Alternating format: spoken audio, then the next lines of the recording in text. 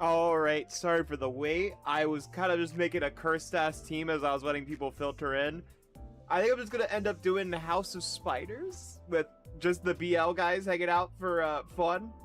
They're just here to look pretty on the sidelines, basically.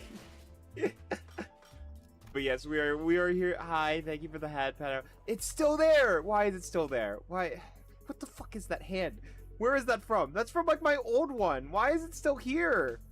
How is it still here? I'm losing it, chat. Is it this one? It has to be this one. Get out of here. Shoot. Shoot. Have fun. Thank you. And she's my support. Yes, I will. Thank you. Thank you for letting me steal your Engdu.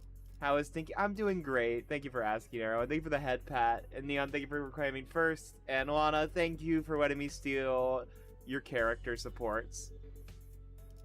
Now you are stuck here as well. Now that I have you here, y'all are stuck here. There is no leaving. There is no escape. You will suffer Limbus company with me. God, I still can't get over her fucking bangs now. I'm so used to her having nothing but forehead here. It's so weird to see her with bangs down. Something sits ill with me. Amid the sprawl of Corp's backstreets stored with the flash, Engdu had her gaze fixed somewhere high overhead. At the end of her gaze, are those photographs? A long line stretched across the open air, photographs hanging from it like laundry clipped to a clothesline. I mistook it for... Oh, wow. God, is this just the... Man, I love that after fucking Kanto 8, I just get to butcher Korean now. First it was Chinese, now I get to butcher the language of the Korean language. I mistook it for... Kumjul? Kumjul? God, please don't make me say it again. At first, and gave it a little attention. Yet, upon closer look, I saw those pictures hanging from the line. Perhaps they had been strung within the dark room and remained thus when the distortion took hold. Bizarre. Observation of unaffected elements in the space occupied by a location-type distortion is most irregular. Indeed, the items we bore from the studio had already changed into images of various sites of S-Corp, yet these alone remain as they were. Let's take them down and check them ourselves. Just as I was wondering if the line was perhaps too high for me to reach, Mersault stepped forward and plucked a few photos off it, and the instant he brought them to me, we heard another pop, and again a bright light flashed blinded my vision for a moment. The lights are on. Oh god, wait. The lights weren't supposed to be turned on, were they? Haha, Mersault's gonna get pissed. Good grief. This distortion likes to change its mind, huh? Keep switching between S-Corp and N-Corp. This feels like we're getting caught in a flashbang detonation. My whole body tenses up and goes slack right after. The other sinners were busy grumbling about the distortion and its sudden jumps, except for Mersault, who stood right in front of me with the photo still held out in his hand. Oh, he didn't drop them. No. He gave his usual short answer, then returned his attention to the cylinder he had been shaking. He took the film out of the container and flicked the liquid off it with a clean, controlled motions. Is the processing finally done? Wait, we're back here with the lights on now. Is it okay to take the film out? Okay, so it actually is complete. Okay. Well, I'm like, maybe is Mersault about to murder someone in live television? Yes, exposure to light will not damage the film once development is complete and the image is fixed. There is no cause for concern. That's a relief. I couldn't say I followed all the technical details, but no cause for concern was all I needed to hear. Sighing in relief, I held up the photos so I could take a proper look. Fucking Mersault, our king. So, see anything odd in there, Manager Bud? Oh, there are people in them. Is it just random people? That guy looks like a... What in the fucking hentai protagonist is this dude? Bro's got the evil-ass grin and the bangs where his face is completely covered in black. Dead flowers. That's not horrifying. And... Was that Gregor's mother? That looks like it could be Gregor's mother with the actual, like, the suit. Like, that looks like her outfit, honestly. The people in these programs all look different from one another. If I had to pick one similarity between them, they all looked cold and indifferent. Yeah, that's the city, alright. Ordinary folks you'd see anywhere. These aren't like the photos we picked up at the studio earlier. Are these kind of photographs they used to make canned experiences? What was that? The scenery around us seemed to ripple just now. I was about to ask Faust if she felt a strange sensation, but it faded away soon enough. Perhaps it's nothing serious. Motherfucker. What? I fucking... my number one pet peeve is like, huh, there's this strange thing that I'm seeing. It was like, what? What do you mean? It's like, oh yeah, there's some strange thing going on. It must be in my imagination. As active, like, fucking bullshit is happening through your perception. It's like, please, man. Do not slander bamboo-headed Kim Go. Hey, man. All I'm saying is he hasn't done anything. All I've seen is him pretending to be a fraud. Also, that motherfucker is acting. Can I just say that? He walks in way too often in his, like, the dialogue for him to be...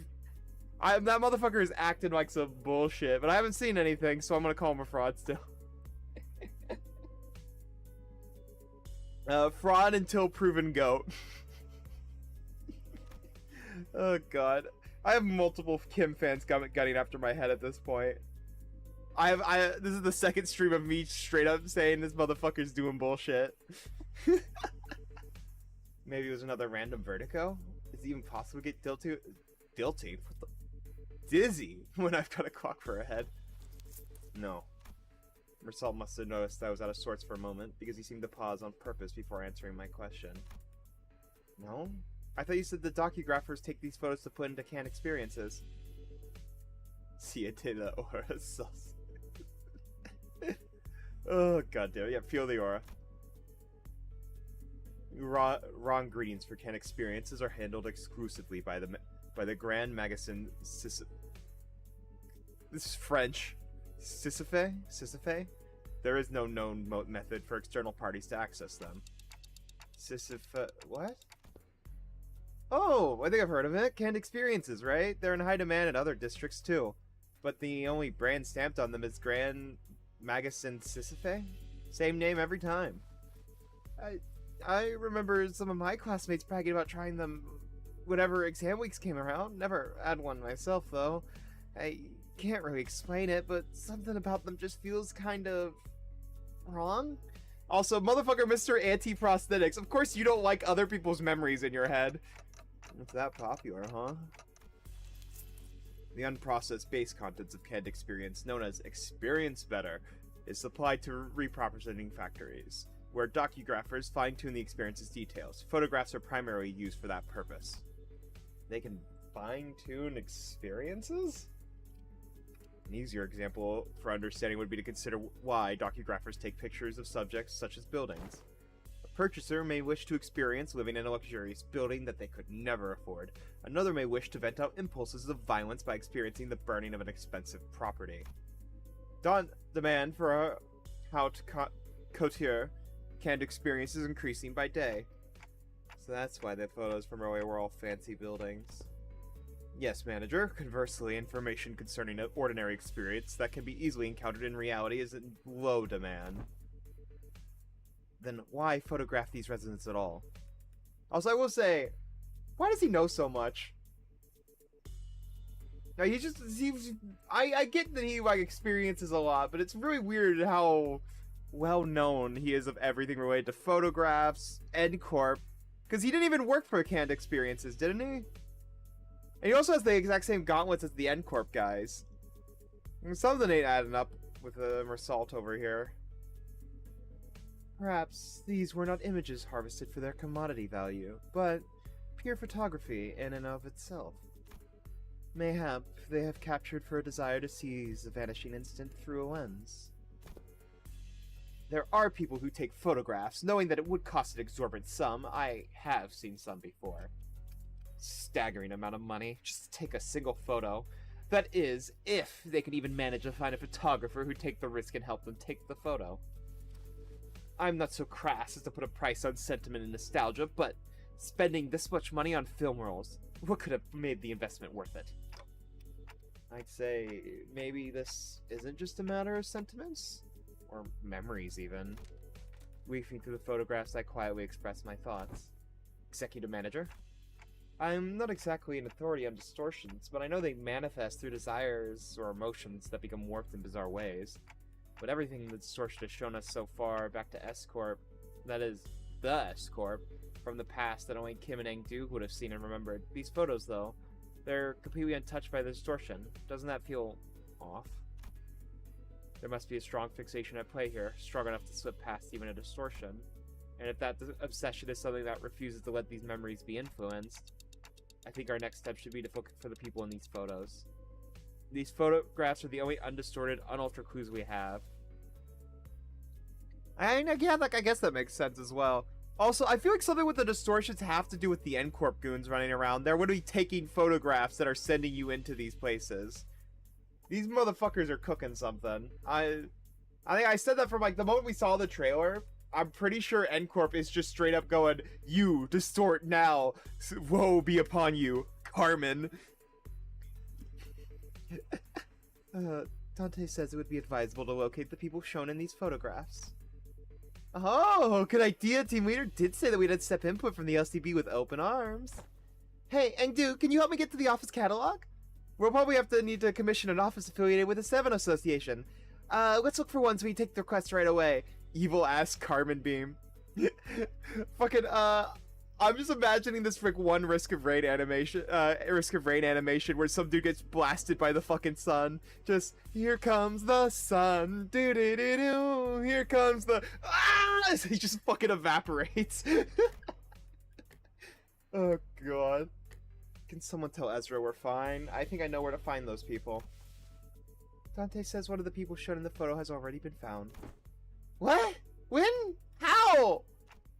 Well, guess I'm just having a lucky day. I pulled out the radio from my waistband and switched it on without answering Ezra's question. DWRC. I think she said, do we regroup clock? That one was especially hard to understand, Ryoshu. Roji's with you, right? Can you put her on? Okay. Roja, you there? Eh? What? Dante wants to talk? She's taking the piss with him. Oh, I know. I fucking love the post-Kanto Ryoshu where she is just, I'm gonna fuck with you guys. You guys have decided to come into my memories and you guys came to want to learn me? Fuck you guys. I am messing with each and every one of you. One sec. I kind of went overboard with the breaded pastries. My hands are completely full over here. My jacket pockets are completely full. Oh my god. Oh, sorry, I was getting food and had to go see my little brother for his birthday. Oh, hey, no problem. Hey, you had to go see family, man. I'm not gonna go, how dare you, you're late. You went to see your family members? How dare you, especially on his birthday. I also tell him happy birthday. I don't know him, but happy birthday nonetheless. Also, I've been saying that I haven't made this joke since like the fucking Arknights Intervalo, but fucking I'm pretty sure Roja has all the pocket, her jacket is completely hauled out for food. That part was basically, I think, confirmed. But we made the joke that her chest is padded with pastries. Cookies and pastries pad the broth. It would just make sense. Pastries? What kind? Just one of everything. Neat, can you grab an extra brioche baguettes for me too? Love the ones from that street, they're so good!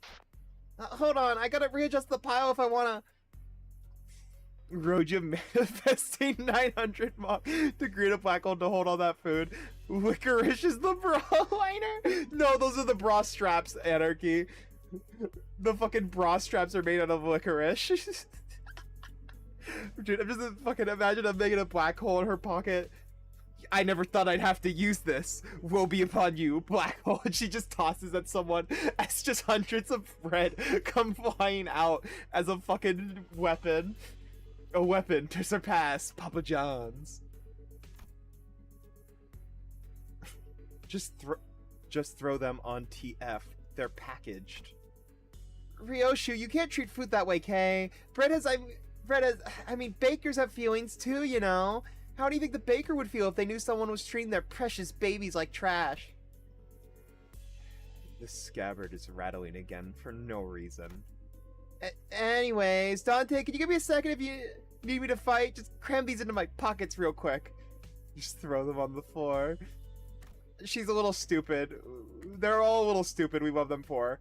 No, no, it's not a fight. Huh? What's this? Then what's this about? On the wicker basket. Oh, oh, I see. She's gonna look at the. She's gonna look for someone who's on the one of the bakers. Oh, that's so smart. I thought they were about to say no. That's Roji, and I'm like, her hair's so short though. No, okay, that makes a lot more sense. I took a closer look at the words written on the wicker basket in the photograph Merselda brought with me. Those motherfuckers do not have words on them. Dante's lying, bro. Where's that bakery you're at? Dante's seeing words that I wish I could see, because goddamn. What emote is this? Oh my god, the in awe one again. God damn it. Damn horny lesbians. Well, fucking just flashbang. Fox, why aren't you laying my eggs? I don't lay eggs. Please, we're not bringing this bit back again. We have someone new here. Do not tell them about the fucking egg bullshit, alright? No. Lesbians, where? They're all around us. Look, there's Ryoshu. We got Ryoshu. We got Ezra over there. Moses is somewhere. Wada or the Ryoshu in chat. 12 dozen fox eggs. Now I'm interested in the eggs. I'm telling you, you don't want to know. They shouldn't have told me. And I'm telling you, you don't want to know. Welcome on in. Thank you for the follow, Ram. Welcome to the Fox Den, and I hope you enjoy your stay. We're all a bit insane here, as you can tell. just a little bit, as a treat. What eggs? There are no eggs. There are no eggs in the Fox stream. There is no eggs in the Fox Den, alright? You have to go get your own eggs, go breach the chicken coops. Don't worry, I'm also insane. Then you'll fit right on in. I know who you're looking for. The owner of the bakery was a woman holding the same wicker basket as the one in the photograph. She took one glance at the picture, and I held up for her and gave a quick nod. You stole eggs again? Always. A little insane? True, yeah. You're the only insane one to... We're all crazy here. Let's be honest here. If you like watching me play video games, you're a little insane. Have you seen me? I'm not okay. There's no way someone who is okay would like watching me say bullshit all the time. Me? Not true. Girl, you are one of the craziest lesbians I know. Lana, I'm sorry. This man, he works in Cannery 17 right next. I know what you are! That actually scared me. That actually scared me because of that fucking noise at the start. I'm like, what? What? Yeah, what about it? I know what you are. We're both gay here, alright? Yeah, he used to drop by every morning to buy sandwiches to share with his coworkers. Haven't seen him around lately, though. Which lesbian would ever be a Ryoshu fan? I never. I have a Ryoshu shrine in your room. You are praying to that thing. You're fat. Can we aspect to the random room and randomize it? That's crazy. No, that's crazy. Oh my god. Ram, what's your favorite Ryoshu ship if you don't mind me asking? I think my two favorites that I've seen art of like art with is I think either Dawn or Faust. Those two are always fun. I heard that like that little like surprise noise at the startup about yeah, same. That scared the crap out of me. Like that sounded like it was in game or like something that started playing on my PC. It scared the crap out of me. Oh yeah, by the way, Ram, we also are doing a LOR randomizer. Send help. That shit is fucking evil. And I think we're getting to the hard part where I think we might be able to start being able to get bosses, which in regular fights, which no thank you. No thank you. He used to drop by every morning to buy sandwiches to share with his coworkers. Haven't seen him around lately, though. And those coworkers, I assume they were wearing the same uniform. Oh, you don't usually ship her. Okay, fair. No, that's honestly really fair. And the mother-son relationship with Sinclair and the sister relationship with Kira. Yeah, that's really fair, honestly. I get that. You kicked me. Thank you for removing it, Neon. Thank you for that ad, Pat. Probably? He was always wearing one, too. I guess it's the cannery uniform. This confirms our lead, Executive Manager. A few inquiries at the cannery should bring us the information we need. Yeah, you're right, but yeah, no, I completely understand because I fucking love the goofy ass too, known as Ryoshu and Sinclair. I feel bad for that. I feel bad for that boy, getting messed with all the time. Yeah, it's just that she doesn't seem very concerned at all. She's one of the people in the photos that weren't affected by distortion, right? Thought she'd be a close acquaintance. Allow me to verify, Executive Manager. Do you know the name of the regular you spoke of? His name? Am I supposed to know that? Though I wasn't expecting her to actually know his name, the apathy evident in her voice gave me pause. He took a photo of you. Wouldn't it be reasonable to assume that you're well acquainted with him? I hope Sinclair gets a Nemo ID. Oh, you mean the fucking screen man? That would be so funny. I had to brain fart because I'm like, Nemo, and I'm like, oh yeah, the fucking screen guy. I love him. By the way, funny enough, we have someone in the group that is in the chat sometimes who pops around and also will pop in here into my the Discord called a co-host sometimes. Fucking biggest Nemo fan I've ever known. He loves that rage robot. I also love that rage robot. That fucking Nemo beam is so fucking funny. I don't know. Would Sinclair get the Nemo ID? I guess it would make sense with Wrath, maybe. I don't know. I just capitalism, greed. I don't know. I don't know if it fits him. I feel like, it would be funny to see him act like that. I don't know if I could see Nemo with Sinclair though. Oh, the prosthetic using of Sinclair? Yeah, that's fair, honestly. Yeah, that makes sense. Also, hi, welcome back in, Edel. How you been doing?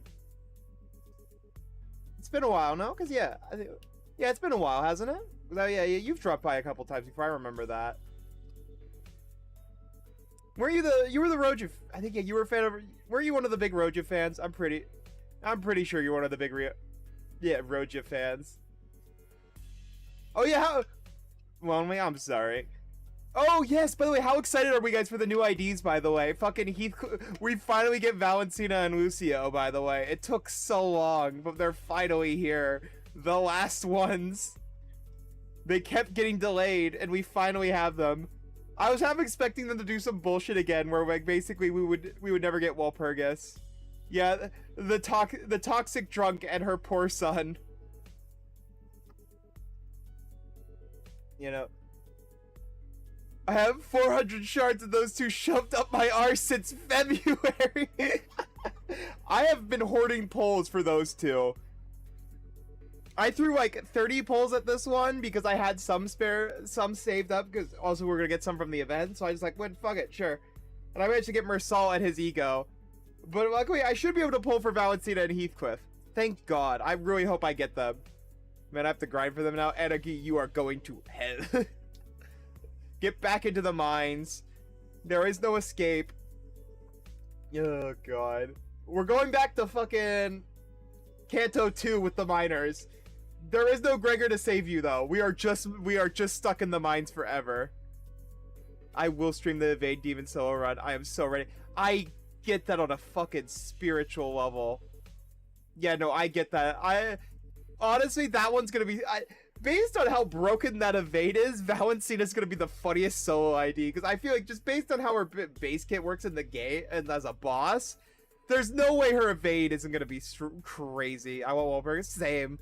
I'm looking forward to what bullshit they have cooking for the Walpurgis. Because we're in Ruina next, right? I really hope we start getting some crazy ones. Hey guys, are you guys ready for the She Ruina upscale, guys? I'm getting beaten in 2 different dungeons, first finger than Limbus, yeah. Genuine 90 roll evade in Mirror Dungeon. I hope that. That'd be so funny. Ruina's next peak, yeah. I will laugh so hard if we suddenly get a She upscale. Just randomly I think we're a little too early for Tanya, but like I really hope we get Tanya. That's definitely going to Ryoshu. I wonder, will they commit to the furry bit if they give it to Ryoshu? I think that will be fun. Because so far we've gotten a furry mask, but I don't know if we're going to go full furry. I really hope they do commit to the bit, because I know it's going to be Ryoshu's. There's no way it's not going to be Ryoshu's ID. The big question is, will she have synergy with the middle? Wait for Yujin to appear. Exactly, yeah.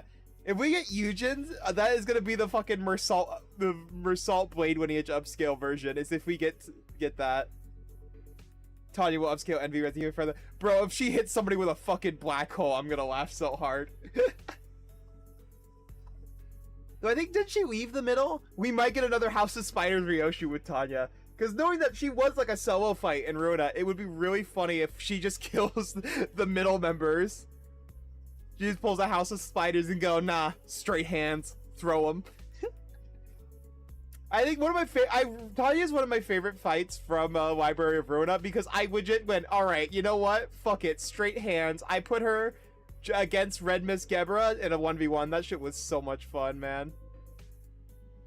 I don't even think I put in like extras. I legit just went, nah, straight up run the 1v1. No mountain of smiling bodies to carry. Just throw hands. Yeah, I had to use a lot of fucking counter dice, but we managed to get through that. That was like one of my favorite fights in Runa, because it's so fun. Also, just because Gebra's 4 is just like the most fun shit from Runa. Holy shit, she...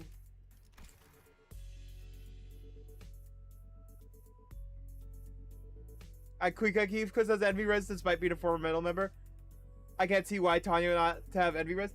I don't know, I just think it would be fun. Knowing that, like, I see your point. She most likely will be an Envy Res team. But it would just be really funny if we get a House of Spiders moment. Just because of, like, in Ruina, she is one of, like, the 1v1 bosses, which was one of my favorite things. Especially knowing that she went against Gebra, which was the 1v1 floor. I just like the idea of her just throwing straight hands and killing her fellow middle members, or former. When did that fight, like, I hate you, die. Yeah, no, exactly. Gary on ID win. Oh, it's gonna take forever, but I'm hoping we have like a pseudo one. We do have the pseudo Gebra one, or Garyon. Or I guess no, it would be Gebra because it was the LobCorp boss fight with that one Ryoshu ID, Red Eyes. It is pseudo Gebra, but not exactly. Ricardo suddenly forgetting when Tanya kills Matthias Otis. That would be really fucking funny. Just randomly getting hit. I think you would probably have to set it up to kill Ricardo first, because you would just keep getting kicked in the head if you like killed members. It would be very funny though. Oh, that. Baker's demeanor changed when Otis pressed the point. She gave a strange, unsettling smile before pulling something out from her apron pocket. A thin and round can-like object. Oh. Bribery. The metal never forgets, unless the enemy is stronger. So true, bestie. So true. And even then, they will throw out their weaker brothers and sisters first to weaken them a bit, and then we'll fight them. He said he'd give me 5 of these canned experiences for free if I let him take my picture. He even said he'd throw in a docugraph of the building for my choice. He'd talk you perhaps buildings, right? I hear he even takes work trips to the nest every now and then, so I asked him to get me a docugraph of this lovely mansion I saw by the nest suburbs. I know I'll never be able to afford a beautiful place like that, but this way, I can at least experience what it's like, and gosh, it was everything I'd ever hoped for. I couldn't quite put my finger on it, but there was a distinct eeriness in that dreamy, blissful smile on the baker's face that sent a chill down my spine. The indigo elder sleeping like a baby, knowing he's written up in the Book of Vengeance. Oh yeah, I know, motherfucker. Hey, I'm here for revenge. Put up your dukes. And just a fucking harpoon just impales him through the chest. Hits him with the Ishii at the end of Kanto 5. Yeah, Kanto 5. Hits her with the Kanto Ishii 5 Ishii special. Young Result. Are these canned experiences truly possessed of such marvels, to pluck all semblance of reason from one's countenance? They maintain high demand across the city. District 14 is only one of several markets. What is with middle members and getting hit by harpoons? Hey man, I don't know. The middle members just like getting stabbed, I guess. Same thing happened with happened to I guess Matthias's elder siblings. Also, by the way, once again, I must feed the Mersault Dawn agenda. They're interacting again.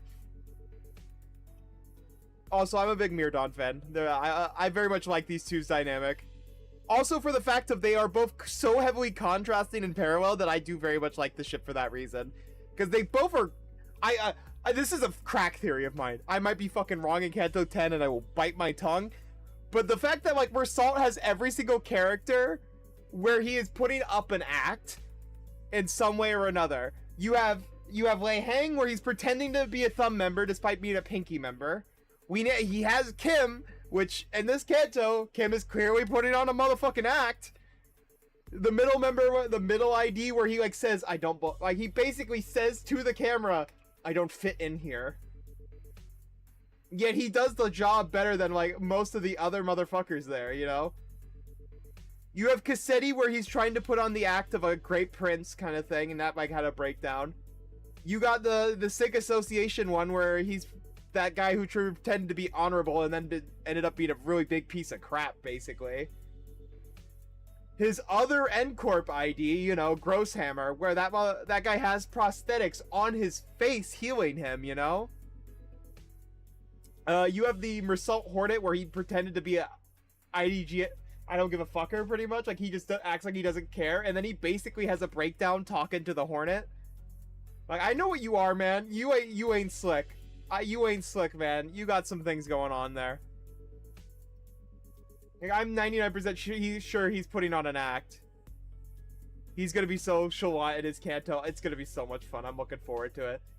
That's another reason why I say that that's why I like this ship so much, is they're very paralleled, and the fact that they are both putting on an act in some way or another. I don't know if it's for another person yet, but it might be very likely with Mersault. But for Zoe, we know for that for Sancho. But it's just so fun knowing that this is the stoic motherfucker that doesn't show any emotions, but is putting on an act. And then you have the one who is putting on an act of being so loud. It's also about expectations. We see Wei Hang and think he's going to be serious as fuck, and then we see him being non-serious. Yeah, Bamuke, who's expected to be serious, and he's the biggest... Yeah, and the same guy whose name I forgot, be fair and heroic, that turns out to be an asshole. Yeah, exactly. There's somewhat of an act of, like, betraying expectations. Also, welcome on in, Miyatachi, welcome on in. We're doing the interval and talking about Limbus. We expect something and see something else entirely different. That's what I'm expecting. That's what I think is also going to happen with Mersault. We expect the opposite. And we're going to suddenly see him become a lot more jovial, I think. Maybe, just a wee bit. I hope we see that anyways. Also, with Kim, I think he is putting on an act, by the way. I think him acting goofy is an act, by the way. Holy shit, someone pronounced my name correctly on the first time. I'm actually surprised. Normally I get flamed for my pronunciation, especially with, like, Spanish. But, you know, I'm happy I got it right for once, at least. I will take that with pride. Yeah, now I read The Stranger, so the theme of expectations really fits Mersault as a character. Yeah, exactly. I haven't quite read it yet, but I do know bits and pieces of it. I need to get around to reading it. But isn't another part of it also is about accepting the absurdity in life kind of thing? I think that was like isn't it like a large part of it is about the absurdity in life and like how accepting life as it is? I do remember hearing that being a major thing from people talking about that before. Which, you know, also really fits the city, yeah. And also, that idea alone, I think, is also really fun for the ship idea of, like, fucking Dawn and Mersault, by the way. Especially if Mersault is the guy who has to deal with absurdity despite being more normal, I guess. Is fucking being paired together with the Blood Fiend, which kind of is one of the most absurd things in the city. Because, like, fucking look at the shit they pull off and their ability to manipulate blood, you know? Also, Mersault being usually very animalistic is another thing that I remember hearing about a lot, which I think also would fit with the Blood Fiend as well in the ship kind of thing, because, like, look what happens when Dawn takes off the shoes of becoming very animalistic and bloodthirsty.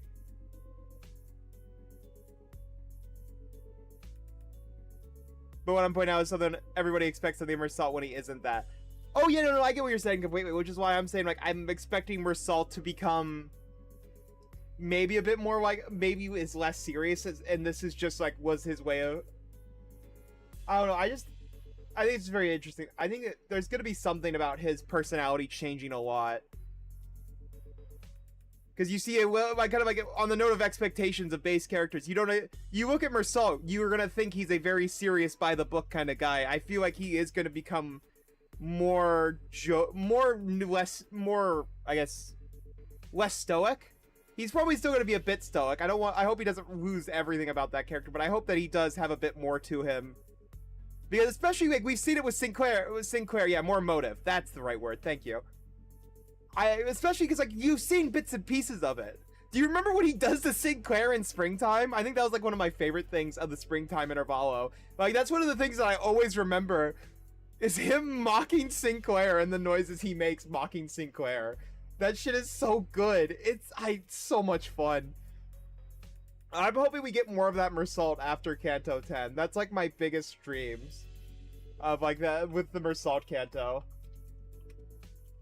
Let me see if I can find it again. Can I find it? I think here it is.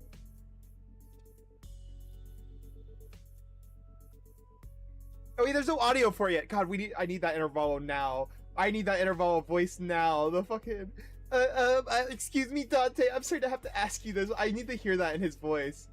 But most of us are fatally wounded, so could you turn the clock back one more time? And he just does that shit. It's so fucking funny. I need that. I need that voice now. I need it now.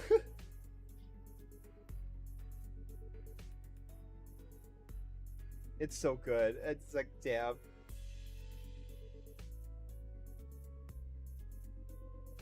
Oh, on the note of expectations as well, and also putting on an act, this one is kind of a bit more of a stretch.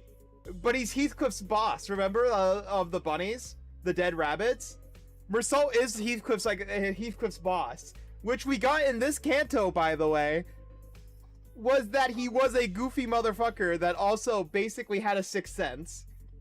And also, this one is a bit of a stretch as well.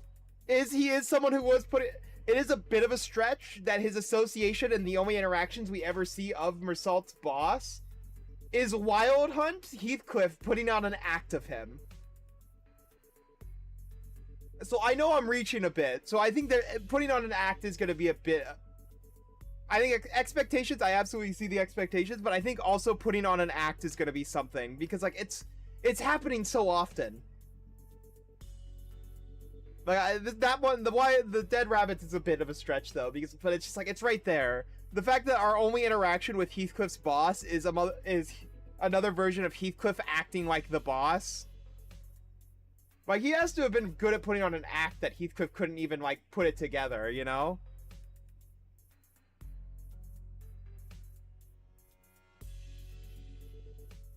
Yeah.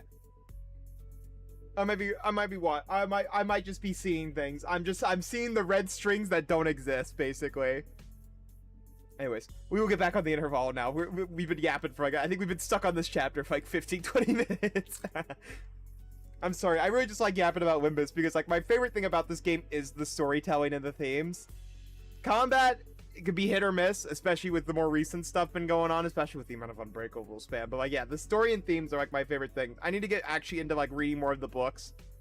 I've read like one or two, but that's basically it. I need to get more into it. I need to actually finish reading Leviathan too. I've read Distortion Detective. Distortion Detective, my beloved. I really hope we get like they finally give us something with it, because they've been like that shit has been on Death Street for so long. They said they wanted to do a game about it, but we haven't heard anything. I hope they're doing it as like a side project on top of Limbus. I really hope so. They're probably not though, because Limbus is probably taking up so much of their attention span, knowing how busy, especially with the Arknights. But I hold out hope for Distortion Detective. Any book my friend has sent it to me. What are you trying to get to send to him? Distortion Detective Engine. Yes, I actually have I have streamed me reading it. I did read that on stream and it was so fun. I feel like we're going to get Distortion Detective game as some of the intervals and cantos. God, I hope not. I really want it as its own game. Like, it would be cool to see it in intervalos, but like, I feel like that's crumbs. I would rather enjoy seeing it in a game. I read it alone. That's fair. Oh, I think one of my favorite things about Distortion Detective is we kind of learned a lot more about Envy. This is technically a distortion detector interval too. I know, but it's crumbs. I want game. I want the game. I want our own game of just the squad on their own like misadventures kind of thing, you know? I love that group way too much that I don't want it alone. But I think one of my favorite things is Distortion Detective also gave me a really good insight of what envy actually is as well. It is also about manipulating people through, like, I would say, I would say probably mental illnesses, I guess is a good way of saying it. Because, like, remember the chapter's name where we got to see a envy distortion was called Neurosis, where it's controlling the human body through, like, neurosis and electrical currents. That, like, envy is very heavily associated with the brain and manipulating people's, like, problem with their own, like, mental disorders kind of thing. It's something that I'm noticing. Like, so much about envy is related to electricity and also people's, like, mental states kind of thing. It's about people's own, like, self-worth as well. I think, like, it's really interesting how well associated envy is with the brain, and I think, like, Neurosis kind of, like, made me see that. The Neurosis, very specifically the chapter Neurosis, I think is very interesting. It also kind of makes sense for, like, what envy is and, like, a lot of, like, its side things. There's, like, of course, the middle, the number one things, but a lot of the time envy is related to people who get manipulated. This points to the fact that Ricardo is delusional about the middle family's dynamic. Yeah, that as well. I think a lot of the middle is actually delusional about it. Like, everyone's like, oh yeah, we're a close family. Also, little brothers, go die to go get me my hair coupons. Like, brother, what? That ain't a good family. We're sacrificing your little brothers for hair coupons. We're doing this shit for little slights, you know? Like, one of the biggest things about the middle is, like, they're dying for people's self-worth, basically. Like, their own ego, basically, their self-worth, and, like, how they feel lesser than, like, I think most of the city. And they get through it by just striking out everywhere. Don't you do it too, personally? Oh, yeah, you know, I sent my little brother to go die because, you know, someone bumped me in the street a couple days ago. Yeah, he ended up being, like, an MMA boxer. 3 of my siblings died. I sacrificed my sister for a hair coupon. Same. Yawn ID too. Dude, I'm so looking forward to Yawn ID.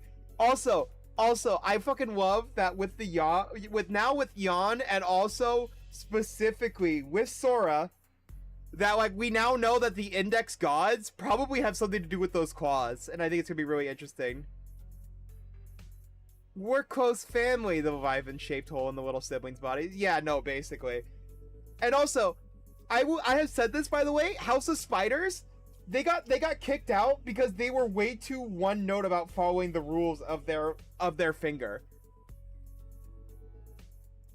Like the Index ones, both of them followed it without question until the end of Ryoshu's Kanto, where then suddenly Rian decided to fight back against the Index, but otherwise they were all so unquestioning of it. The ring is like they completely threw themselves into one part of their art, the Maestro anyway, that he became so basic and boring kind of thing. I see kind of Callisto. Callisto kind of works because he never evolved. He kind of like completely locked himself into a box of his one specific art style. Rian did also question the prescript before he fell into the House of Spiders. That was early on, though. I think he did mention that was early on before he completely locked in. And then he basically went, all right, you know what? Index got its shit. And then he kind of just stuck into it completely. Because that was early on. That was before his family. Remember that. Because that was when he started doing that stuff. I would say the Thumb is also very perfect at that, where basically they kind of they punch down at everyone below them kind of thing. And also, I would say, despite the fact that she got kicked out for talking out against someone else, I think that was basically confirmed that she did it while she was drunk, which very much captures the problem with the Thumb, of that they, no matter what kind of information you're working with, whether you knew it or not, or just accidental, you get punished for it afterwards, retroactively getting punished for something. Good example of that is in Ruina. Remember where she's like, who are you to talk to us, when she talked back to Angela? And then fucking Kawa went, she is above you in rank. And she cut off her tongue. How was she supposed to know that? I think that's like one thing about the Thumb. Is like, well, Valentina is this cocky bitch that like will think she's above everyone else, which is very perfect for the Thumb, and then randomly getting retroactively hit there.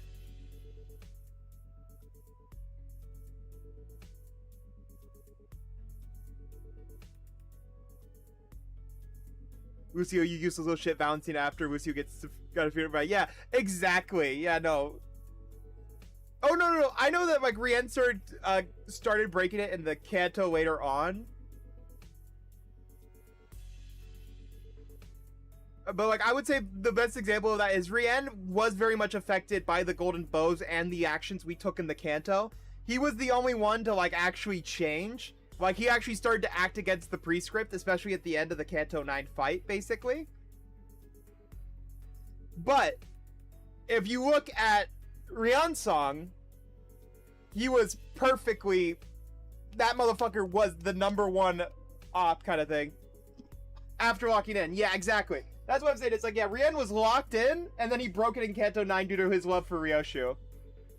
Yeah, he was in fact holding back. And also, the prescript was beating the shit out of him the whole time, too. The Index did not want him to do that stuff. Once he harbored that he was a shape into an imitation of someone, he doubted the will and you're ready to fight it. Yeah. Yeah, he completely walked into the fact and, like, he just kind of lost himself, which is why I said he's, like, was the perfect Index member for the whole time as well. Especially with I would say the coloring book thing as well, where he needed everything worded out for him explicitly. He could not imagine things anymore. And he didn't like endings. But then at the same time, he was kind of hypocritical, especially with Ryoshu, that he didn't like endings. He didn't like being told what the ending was. Well, the ID nerds father are basically the worst of the worst.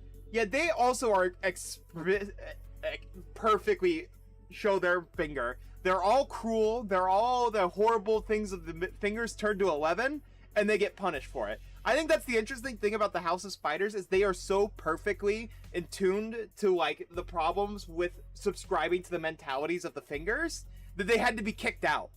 Rather than go, you know, maybe we're doing something wrong here. No, they're like, please get the fucking problem out of our hair. Please. They're way too good at what they do, kind of thing. Also, I will say the Pinkies are also a good example of that. Well, specifically Shiomi. Shiomi is specifically of the Pinky and their love of freedom, because, like, this is all theory crafting based on me looking at the Pinky members that we currently know and everything we know about them. The Pinky is very much pride, and they're very self-centered. Like, every single one of them is doing things for their own goals. Hey, fuck you, Kanta, your bonks. Is my bricks broken? 1 second, I need to fix bricks. I'm fixing the bricks. Give me a second. Oh my, spam. Why has my Twitch been breaking? Give me 1 second. There we go. SMH scammed. I will do 3 more for you. Oh, no. Let me explain. I was still going through the process of it, basically. And she is definitely a victim. Yeah. God, I gotta spam this. Sorry, 1 sec. I owe Kanta 3 bricks. There you go. There you go. Have your bricks. But I will say, I understand completely her selfishness. I won't say that she was not a victim. She 100% was. I feel bad for Shiomi, but she was a victim. And she was acting out due to the cruelty. I can understand a lot of things she did. She was, though, very cruel that I cannot approve of. I can understand her. I does not excuse her actions, especially with what she did to Ryoshu and her dog. But let me finish. The Pinky is very much self-centered in their way of their goal. Self-centered in the way of their goal. Because as you see with... Yeah, was not justified. Exactly, yeah. I will say they're all self-centered into the way of their goal. They are one note, and they are driven for that specific goal of what they want to do with their life, basically. In the course of Wei Hang, he was probably very selfish and self-centered in that sense. But as you saw with Kong, he is self-centered in the sense of he wanted to see Hong Yuan in his goal. He did it in a way that he thought was doing it in a way that cared for people, but it was ultimately for his goal. The fact that he would sacrifice himself in a self-centered way for his goal, kind of thing. I think a good example of that is we see, basically, if he did not have someone to guide, like, he did not meet, I think, I like the one like Kong Lu. You could kind of see the path he would have gone if he did not meet Hong Lu or anyone else to like, discuss with, where he basically did become somewhat of a dictator. He definitely was better for Hong Yuan in the end, but he was still very much a cruel kind of dictator against people who went against him. And he also basically disregarded his own health and well-being for his goal. That is something I'm noticing about, like, with the Pinky members, is they are very much do think about themselves in the way of what they want to do for their goal. They will destroy themselves in the process, but they are going towards a singular goal. They're all free to do whatever the hell they want. They're willing to kill each other. If that gives you an example of, like, they have no loyalty to anyone but themselves and their goals. Yeah, exactly. Like, because think about it, there is no rules against killing each other in the Pinky. Wei Hang straight up got jumped by Kong, for example. And I will say House of Spiders is really interesting because Shiomi wanted nothing, and I think that's why Shiomi perfectly shows the Pinky as what the Pinky is, because the entire time throughout Kanto 9, you see that she wants nothing but her freedom back. That she is going to be cruel to teach Ryoshu all these things in the cruelest way possible, just so she could do it faster. Candace is making a pro-dictator argument. No. I very much saying that's why Kong was a bad end ID, and I will stand by that. Technically, there are no such thing as bad end IDs, but I would say it's very much a bad ending for Kong. It's a bad end for everybody in that story kind of thing, because Kong basically burns his life out for his goal. Everyone we care about's dead. Arrow, goddamn you. Arrow. Like, everyone's like we care about ended up dead in that story. Honglu is probably dead in that story. The Honglu equivalent is probably dead in that story. Zichun is dead. And it's just like, yeah, I think, yeah, it's just like, it's one of those things where I think Kong basically, it's really interesting. I would say the Piggy's really interesting, because, like, we don't have a lot on them, but I'm noticing all of them will have pride skills, because they're all very prideful, and they're all very much care about their freedom, kind of thing. It's very interesting, because they're very selfish. Anyway, sorry, how did we get here? I'm sorry talking about how I ranted about the House of Spiders and how they all perfectly resemble their factions. How did I get to this point? No idea. Oh, actually, one thing I'll add. The middle, I think, is also the perfect example of that. Especially with Matthias. Especially with what we know. Yeah, because we have Matthias, and especially now that we know what happened with Otis, is the perfect example of they perfectly represent the middle. The only difference is she took that, Matthias and Otis took that physically, compared to, oh yeah, they'll be fine by themselves, even if they get jumped and unprotected. It's a little sacrifice for their big bro, right? It's fine.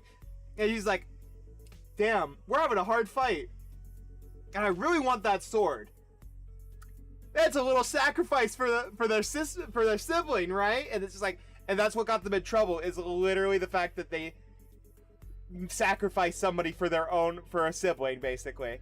They take it to the extreme, basically, and because of that, they can't work in a faction, because every kind of way these factions work are so kind of like self-destructive that they have to be kicked out, because they have subscribed so well to that ideology kind of thing. You saying it's suppressed? Well, yeah, exactly. They're all expendable soldiers, especially under Kong, where, like, he's basically fighting constantly. Because he's basically upturning the entire previous government in his own ideal sense, in his own ideal way, rather than slowly changing Hong Yuan. Man just basically said, all right, it's a rebellion up in this bitch, kind of thing. Murdered every one of the previous leading factions, killed the majority of the families. I would say I very much like the idea of the Pinkies and like how they work. We don't have enough about them, and I think that's also kind of interesting thing, because I think also their image is literally a monolith as well. I think it is a like singular soul pillar kind of thing, which I think. So I think it's just like, I think that's like really interesting that like the faction that is so self-centered just has a single monolith as their image. Because I think, I don't know if anyone, I'm guessing a lot of you have seen the pinky icon.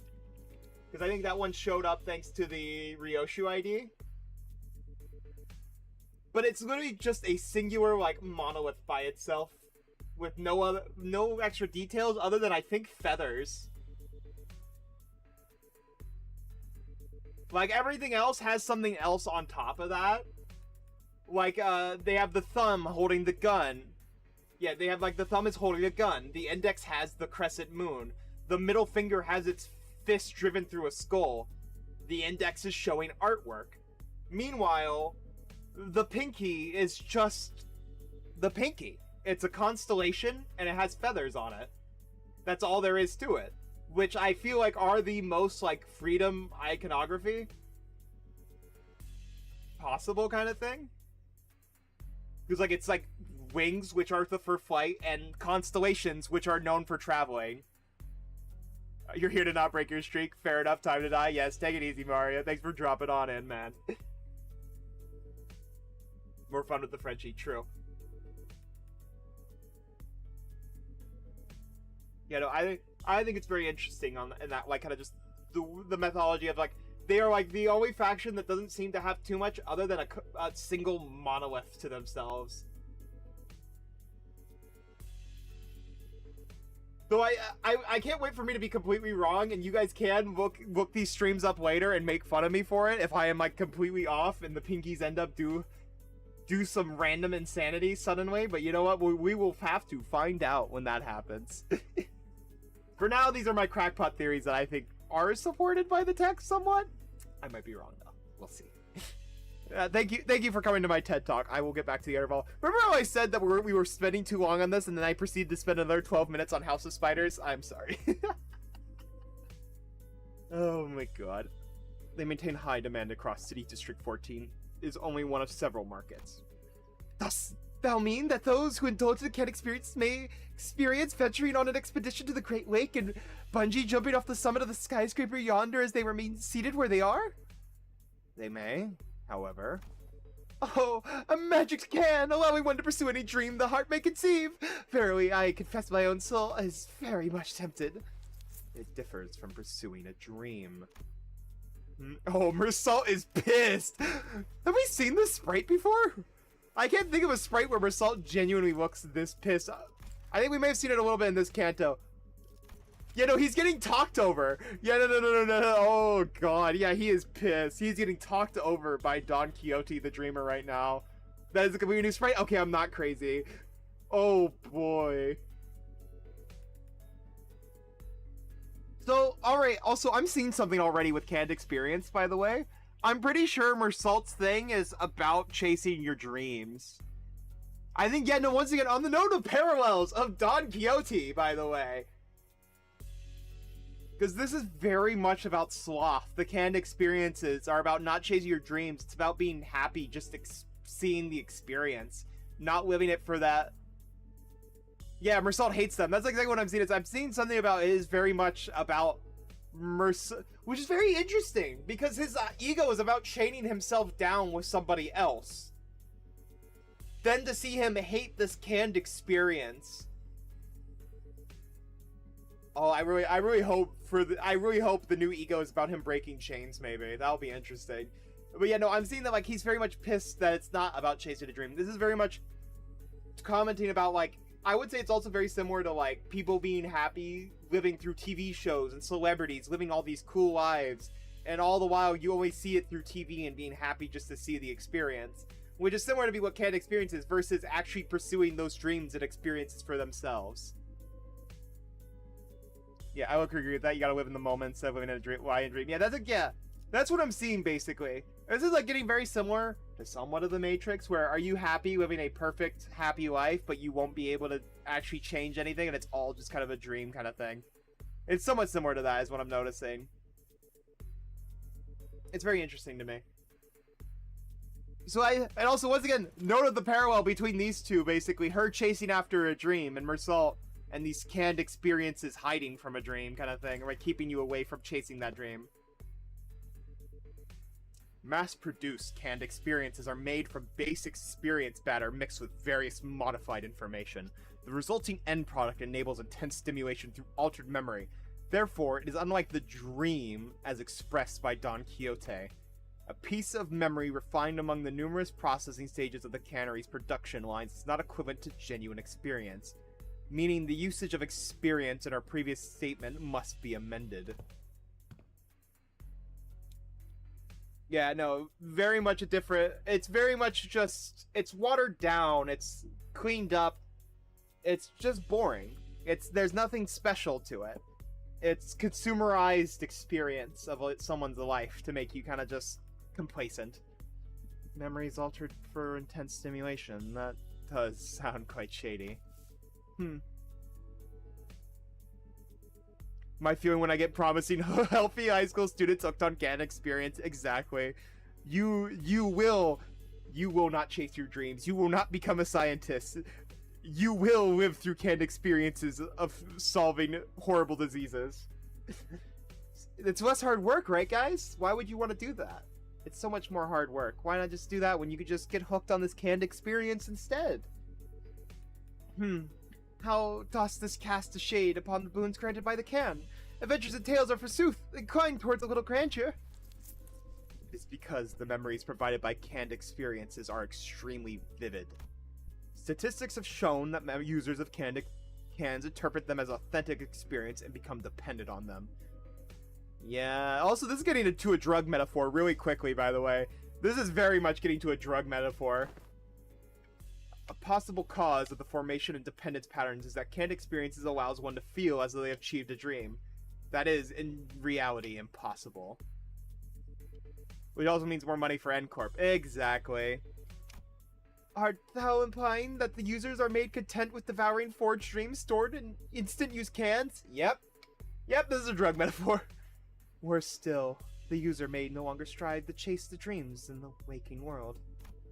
For the sweeter and more splendidly a dream is embellished, the more impossible it will appear to be grasped with one's own hands. To become a cause for surrender instead of inciting one to march forth.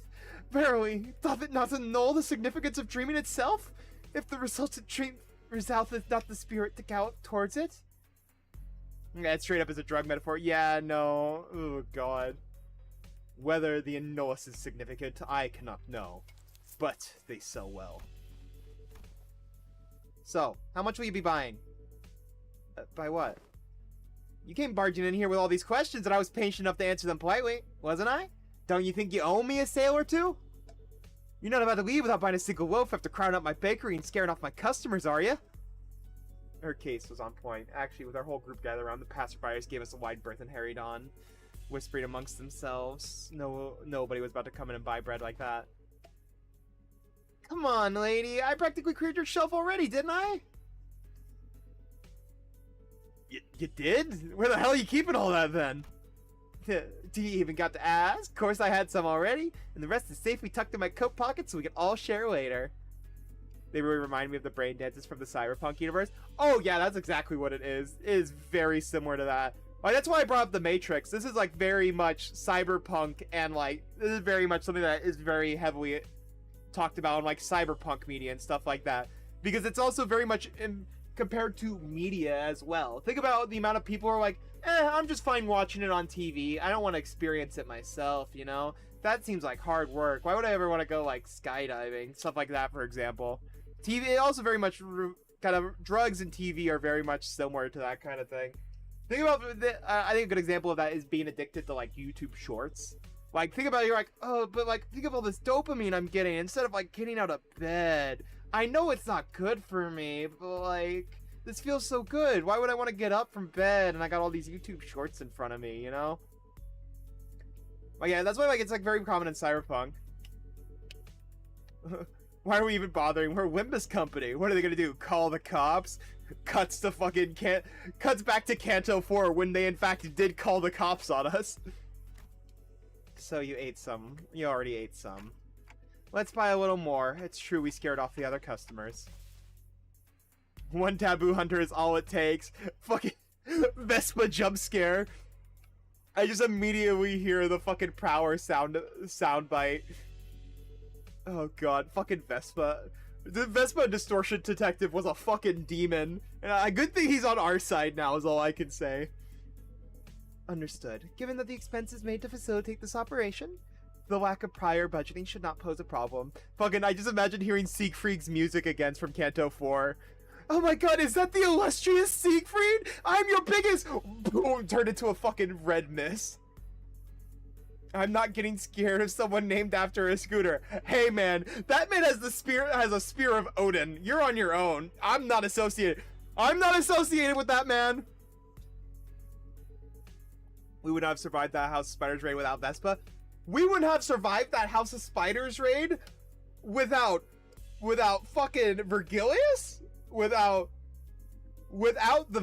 the Distortion Detective Squad. Without fucking Hohenheim deciding to walk the fuck in, by the way. Fucking love that he walked in the way that he did. Also, Muga. She don't ruin my joke. Oh, I'm not ruining your joke. I'm just saying, imagine getting chased by a scooter. Oh, you're talking about Miyatachi. Okay, you know, yeah, that's fair. Also, just imagine, you wouldn't be talking shit about a scooter with a sentient scooter with a spear attached.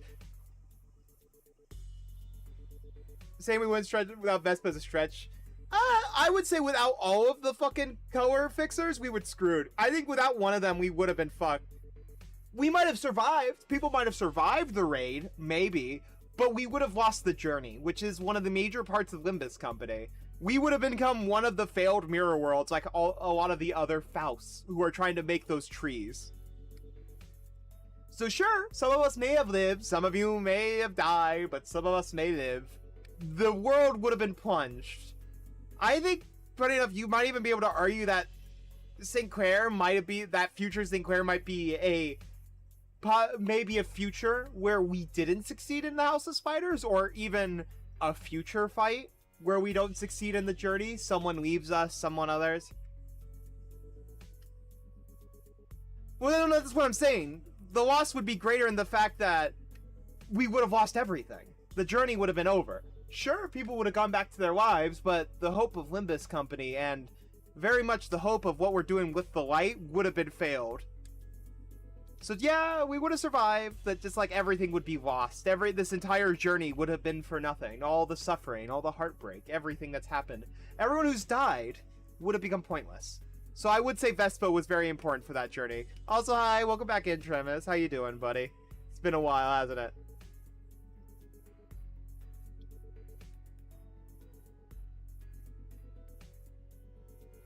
Not a house spider fail, given that he knows something about fouls. Oh yeah, you know what? That is actually a good point. That would be Kanto 12. Hope you've been doing all right, man. If Vespa wasn't there, we could have just used Arayashiki. You gotta make sacrifice from time to time. Oh, yeah, we should use Arayashiki. Yeah, we should have used Muga form more, you know? I think we should have just dropped Muga Ryoshu into House of Spiders. He would have been fine. Reading Peak, I see. Truly. Limbus Company, the peak of peaks. Understood. Given that this expense is made to facilitate this operation, the lack of prior budgeting should not pose a problem. Oh, this motherfucker's back again. She was 12. No, I'm talking about Ryoshu. Ryoshu using Muga form, because the sword was always called Arayashiki, by the way. I'm pretty sure the sword was always called Arayashiki, was it not? Or am I brain farting? I might be brain farting. Oh, nice! Sesame rice bun for me? Please. Motherfucker is back again. It was Kim. He really did have a knack for making an entrance at the least expected moments. Of course it was. Oh, that's what I'm saying. I was thinking the week I was saying she was 12. I'm like, the sword was always Arayashiki.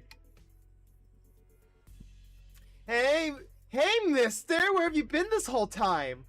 Wait. Be cross with me all you like. But just give me one moment. Ezra paused, waiting in puzzled anticipation, only for Kim to take a sesame rice bun from the baker's hand and chomp into it. Alright. I'm ready. Freaking waste of bread!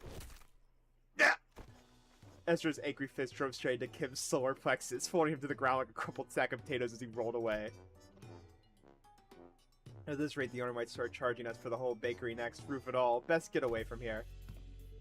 Manager.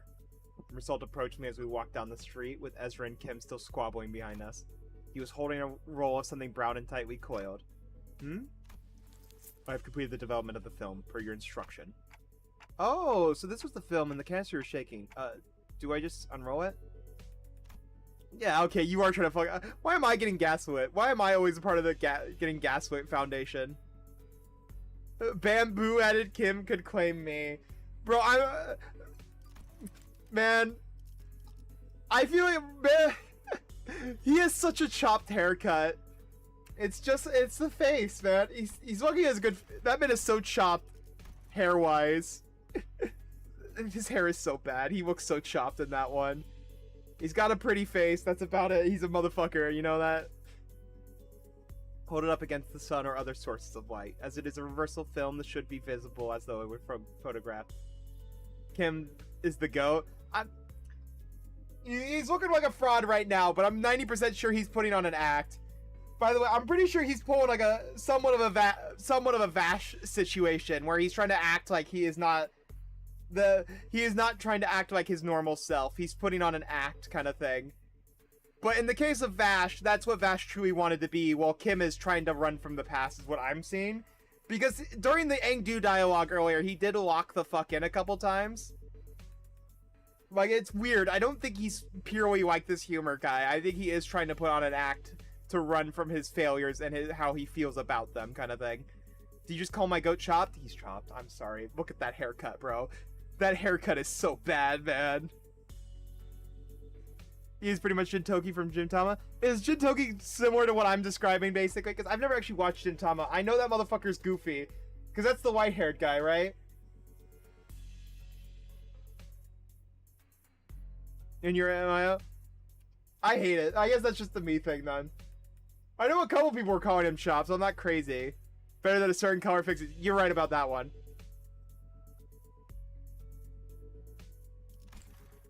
I have no idea what a reversal film meant, but I did as he said and unrolled the film. As a gay femboy, I think he's pretty. Man, I tracked all the lesbians and the gays here. I just have that effect on people. No idea why. Yeah, no, the fact that there's so many lesbians that come into this chat that just throws rocks at me is really fucking funny, and I don't know why I have this effect on people. I think, yeah, he's pretty. His hair is, I think his hair is chopped. I think he would look better with a different haircut, is my opinion on him. Okay, I could see it. Huh? Oh, that's pretty cool. Oh, is it showing something? Can I see too? Move it over, let me have a look too. It was hard to make out the details because the images were too small. You getting rocks thrown at you? Yes. Oh, women who like women gotta throw rocks? At me specifically. Specifically me. Okay. Thanks, Ram. Thanks. God damn it. Yeah, no, chat likes throwing rocks and slander my way. And the majority of them are lesbians, and I don't know why. It's a specific pattern that's crazy to me. Okay, now I see it. Don't you throw those bricks. Don't you throw those bricks. Okay, Neon, you're the exception. Neon, you're one of the exceptions. You're actually nice. I get jumped by others all the time. I did not read that line.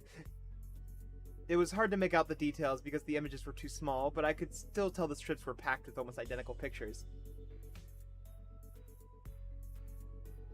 I'm always nice. What do you mean? You so far are nice, but here's the thing. Normally they enter the chat and they're very nice to me, and then they figure out, this guy's fun to throw rocks at, and they will continue to do such. Takes off blade lineage fit. Oh, just the local guy puts on blade lineage fit. Bamboo-headed Kim, you know, I see, yeah. And specifically the bamboo hat. It's specifically that motherfucking hat. And thank you for the head, Pat. Thank you, thank you. Is this the same person in every shot? In the same pose in all of them? Is this right? Yes, that's very right. Thank you, Travis. Thank you. You're good. You're very good. Thank you, thank you, thank you, thank you, thank you. Thank you, Ram. Thank you, thank you. No, wait. See a second? See the arm there? The further along the strip you go, the lower it gets? Yeah, and the head looks like it's turning to the right. Huh? We were all squinting at the tiny frames of the film, and suddenly flinched and went stiff like he sees something he shouldn't have. A second later, all color drained out of his face. Sinclair? What's the matter? Yeah, I deserve them, true. I'm too tired to be a bitch right now. So same, bestie, same. Oh my god. Oh god. This chat by the way, this chat is a firm subscribe. This stream is a proud sponsor of Evil Women, so Don't worry. Either way, you fit right in. That is actually made of wood and not bamboo. Is it? Fucking hell. Very funny joke. No. That's gotta be bamboo. Sinclair, what's the matter? This reminds me of something I heard in school. We're about to get a flashback. Sinclair! Sinclair! You draw a picture in this corner of a stack of notes or a thick book in the exact same spot on every page. About to get a fucking jump scare. You start with the arms down, then you make one small change on each page. Nudge the arms higher and higher until they're raised all the way up. When you flip the pages fast enough, the drawings stop looking like separate images. The figure starts moving fast.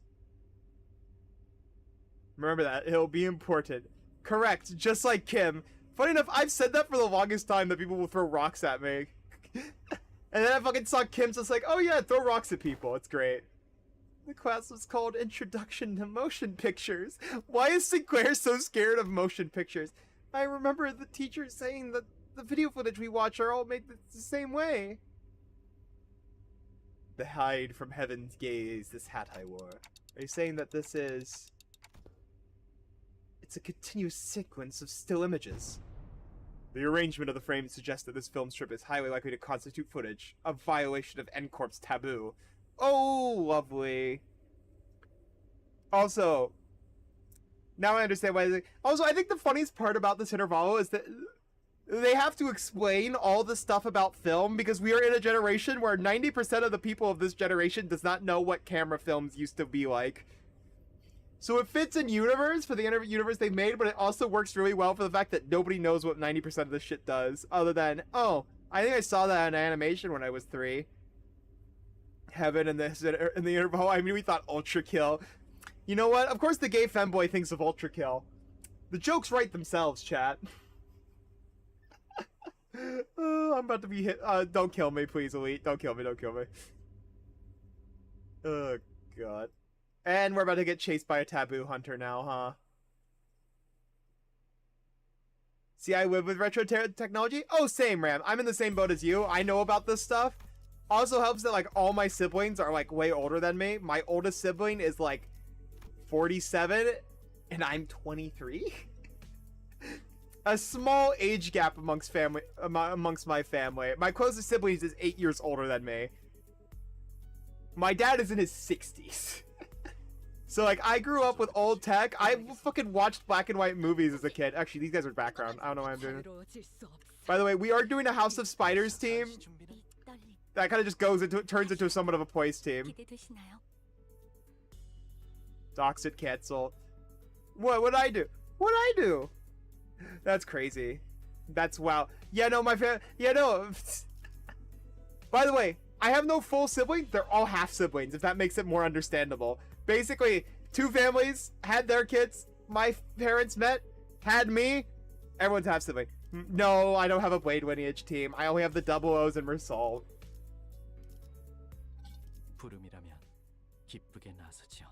Wait, you have a dad? No, no, I have, there's no dads. 2 mothers rubbed together 2 trench coats that I popped out after they puffed the vape cloud in it. Our TV was a black and white box. Oh, that's really cool, actually. I had one of those big tube TVs. But yeah, no, I think I've watched a lot of black and white movies over my time, thanks to my dad. Oh, you know what? We're gonna have her be the 7th. Why not? And then these guys are gonna be thrown into the basement. If they pop in, they just fucking die. Pretty sure we still have it sitting around somewhere. That's really cool. I think I still have that old TV, that old tube TV, pretty much. Yes, Neon, you're a very big dragon, yes. Oh, crap. As soon as I registered some assault words, my hand just reflexively threw the film to the ground.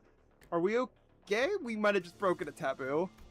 My man began to race, rapidly traveling back through our journey, specifically to the time where Don Quixote had smashed that window at K-Corp, causing the wing to wipe out our team multiple times over. I felt faint. And we have a 40-year-old microwave up until this year when it exploded. My grandparents had one of those. Yeah, I remember having one of those old things. They kind of got rid of it after it just kind of stopped. And this guy yells at me when we were kids saying, how have you never seen blank? Yeah, and it's something like 20 years before you were born, Mario. I remember that. My day's going pretty good. How's your going, Neon? I love how ego gifts even make BL Otis somewhat decent. I mean, just this ego. Even just this ego does it better. Oh yeah, no, that is somewhat off this week because schedule changes. I was busy yesterday, so I couldn't stream, so I'm streaming today. Normally that's accurate. Mostly Monday, Wednesdays, Fridays. Sometimes I will skip out on Saturdays due to just kind of scheduling things. Yeah. My Wii U's fucking dead. Like, or not dead, but I have to like restart it about 5 times to get my Wii U to work. If that gives you an idea of how that technology doesn't work. No longer lazy ass streamer. I'm not a lazy ass streamer. I was just busy. Yeah, just busy, doing my own thing. You know, doing my thing, doing it. Damn, he has a job. Yeah. Poor baby. If I was doing, oh nice, you did some house cleaning. That's good. Yeah. You also have one that's fully functional. Lucky. I think the reason why mine is also like such a like thing where it dies constantly, it doesn't help that I played so much Breath of the Wild on that thing. I think I had like 3 separate full, like almost full 100% playthroughs on that Wii U, by the way. Or 2.5. It was 2.5. And then I had, I think, 2 more playthroughs on the Switch. Or no, I had 2 playthroughs on the Switch. Yeah. One was a half run, one was like 100% on the Switch. Then I played Tears of the Kingdom, did not 100% that one, didn't care for it. Tears of the Kingdom kind of like made everything bad about Breath of the Wild so much worse. It's interesting. Some things are better in Tears of the Kingdom, but like so much of it is worse that I couldn't get a part of it. Like it kind of just like takes away from things. God, that world was so empty in Tears of the Kingdom. Also, combat's a joke, but we're not going to talk about that. And the UI. Ugh. And the story. Ugh. You know what? I'm not going to... I probably should move on before I drop a hot take and then start talking about a hot take for the next 30 minutes. Hi, Star. How you doing? Hi, Stinky Unicorn. But Matt Mercer is one of the big pluses. He did a really good Ganondorf. But otherwise, that story was really fucking bad.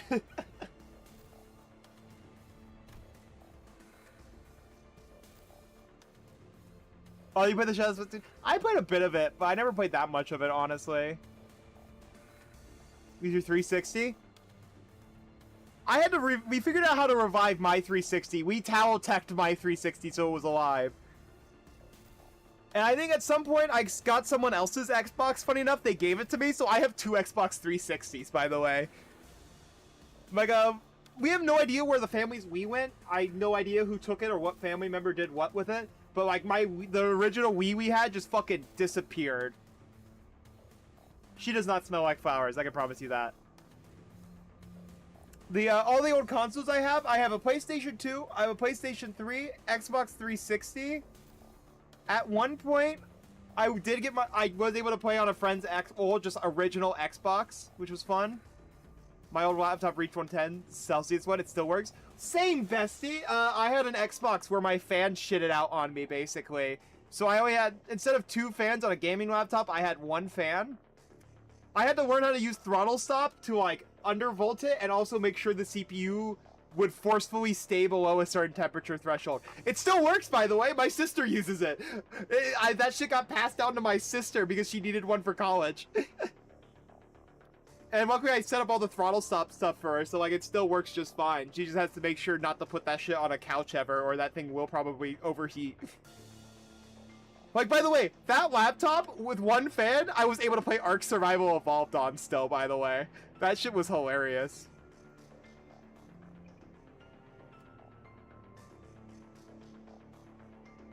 Thankfully, my current PC works just fine. Yeah, that's great. I was able to get my PC within, I think, early at the very beginning or, like, end of last year, basically. I was able to build mine before RAM completely shit itself. I got so fucking lucky, bro. I got so lucky I got my PC before all the prices turned into fucking Narnia. And I think I got mine built for about $1,200? So I'm able to, like, this thing is a really strong one, so this should last me a good couple years.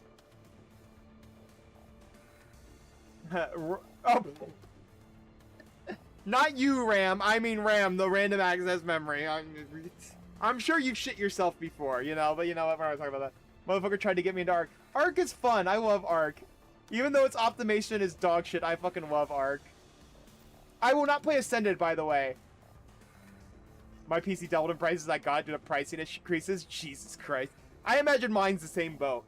By the way, you will never see me buy Ascended. If you ever see me playing Ascended on stream, know for a fact that I totally got it legally. I would never promote illegal ways of getting media and video games.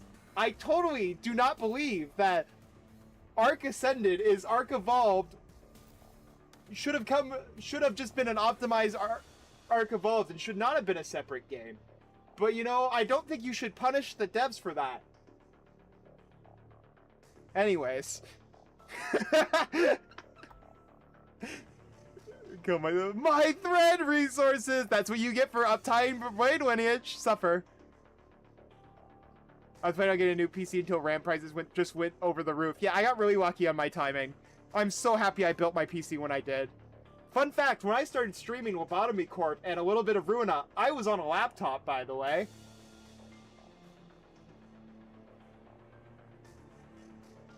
I have Ascended because I need every version on PC and I want to buy DLC again. That's very fair. If I ever do it, but remember, if I ever get Ascended, I got it through legal means. Anyways. There's many layers to this, so I can actually say what I want to mean in a jokey manner, but also, it's clearly totally a joke, yes. BL is great. Just needed the new ego. Yep. Fucking the most band-aid fix ever. Well, everyone want me. I'm so expensive. So true. Your scarcity runs high, friendo. Yeah, no, but that's fair. Yeah, I probably might play it at some point to try out new dinosaurs, but through legal means, with a friend on a private server, never a public server. Totally. For reasons of I don't like public. Totally. Anyways. I'm running this joke into the ground. I need to shut my mouth.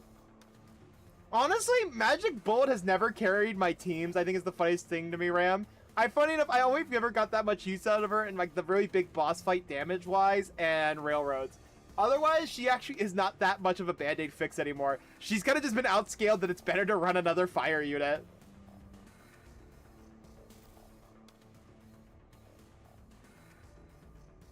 The Twitch police will find you. What do you mean? What could they ban me for? For making jokes on a Twitch stream? I did not say anything that could get them into legal trouble. Anyways. At least we had Vergilius with us then, and it ended up being not that big of a deal at the end of the day since I could revive the sinners, but some next time would get you serious trouble just for carrying anything that has to do with them, can't they? I hurriedly turned towards the sinner, many of whom have looked at every bit as troubled as I did. Thank you for removing the kick me, Neon. That's why you're my goat for real, for real. You can say anything if you add in Minecraft at the end. So true, bestie. Road, yeah, she's such a girl failure. We love her. Still, a few of them expressed a casual lack of concern, citing all the crazy things you've gone through so far. Mouse, like, what'll happen to us if we get the manager killed, man? We can't be doing this. I can't handle this. Okay, so this is it, huh? Faust, why are you trying not to laugh, bro? Faust, that's mad disrespectful, Faust. You can't be doing that, Faust. That's so disrespectful. My manager is kind of homeless. You're gonna have stream at midnight? Oh my god, what is with me getting... We get so many Europeans in this stream, and it's really funny due to my stream time. Have a lovely night. Thank you for dropping by the stream. Take it easy, Ram. Hope to see you again in our bullshit shenanigans. Okay, so this is it, huh? Why is half your audience in completely different time zones? I got no fucking clue. I just got the magic touch, baby. I just attract no one but Europeans, Asians, and Aussies. It's really funny, despite the fact that the time zones are completely borked. I don't know how I managed to do this. For me, it's 1 a.m. Neon, make sure you go to sleep soon, alright? Don't completely sleep deprive yourself, alright, girlie? And our token Slavic dragon. We have 2 Slavs here, Mario. We have 2 of them. The other one is Yuri. We're really funny. Knowing that the Slavic dragon is also likes Yuri. the actual book genre, the manga genre, not the person Yuri. So, okay, so how high do you rate your chances against a claw? My chances against a claw are 0.0000000000001% chance. That 0.1 is somehow the US military notices the claw entering this plane of existence and fighting them before they get to me. That is my only hope. Okay, you're on vacation? Okay, that's fair then. Yeah, alright. I hope you enjoy your vacation then, Neon. And even then, the US military will probably die. Not impossible then. Yeah, but here's the thing. If it was just a 1v1 of me in a room, oh, my ass is getting splattered in not even a nanosecond. Whoa, W serum be upon you when I get those W's. Stop freaking out, guys. They're not dying. We'll be fine. And of course, it's not gonna kill you on the spot just for possessing a film roll. Really? So true, Neon. Really? Well, it might be a problem if the film roll does contain genuine recorded footage, but it's not like you guys had a hand in filming it, right? When N-Corp dudes get here to pick it up, just comply with their commands, thank them for their service, and nicely hand it over to the authorities, and everything should be okay. There is a possibility that everything will not be okay. Because I have developed the contents of the film roll in that dark room. Oh. The court will take the lack of intentionality into consideration. However, it's very likely that my actions will be deemed as aiding the primary violator of a taboo. He got showed up and punched in the solar plexus and then nothing else. Really? Wait, did that get cut off by my mic? I realized I might have gone way too high pitched and loud too quickly. Did that get picked up?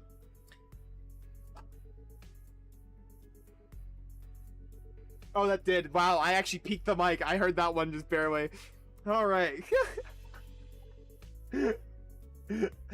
Oh god. I think that's the whiniest I've ever made Sinclair sound. But Team Leader said that N-Corp has their own regulatory standards recording image quality, which they use to determine the severity of taboo violation. It's the footage, the image. Oh my god, I'm turning into Sinclair a little bit too much. It's if the footage, image quality, or frame rate is within regulations, N-Corp won't be sticking their fixes on our butts right away, and that could buy us time or give our company some leverage to make a deal, however small it might be. Because what they're really sniffing around for is how close to reality the video is, or how close of an experience it provides to real life. Oh, that's why film is fucking banned. Oh, it's only a taboo due to monopoly reasons. Oh, that's fucking funny. Oh my god, that's hilarious. Hey guys, why is film banned in N-Corp? Money. We don't want competition for our canned experience. Also, Mario, you guys really want to kick me on me today, huh? So even if we're really unlucky and they're actually coming after us, it's gonna be fine as long as the footage is low fidelity. Probably. Oh, he's pissed. So what exactly does frame rate within regulations entail? It means that the interval between each frame shouldn't be like super brief. They think about photo slideshows, and they only show you like one photo every few seconds, so it doesn't feel real or vivid, right? You could technically call them motion pictures, but there's no vividness required to violate their taboo. Canned porn, truly. Then, let us analyze this film roll and see how vivid it really is. Mersalt, I trust you have the knowledge and subjects concerning N-Corp, yes? Cooperate. Could this film roll be considered a violation of the taboo? Otis picked up the film from the ground and showed it to Mersalt. That cannot be determined, unless every frame is thoroughly analyzed and compared with adjacent. Without waiting for Mersalt to finish, Otis unrolled the film roll and raised it against the sky. The rest of you get over here, we must analyze these frames. The film canister was labeled experiment, so I assume the corporate had created this as a test run of sorts. Anyways, back to work. Good luck, sir. Don't get turned into a blender. Don't die under a bouncy castle, sir. An experiment to see how close they could come to violating a taboo and testing the limits of the law. Maybe even a mere collection of similar photographs that are pretending to be recorded footage. Well, schoolwork. Well, then don't get your joy sucked out of you. You're in Mexico, lucky bastard. You better bring me some good food, you know? For real, on God.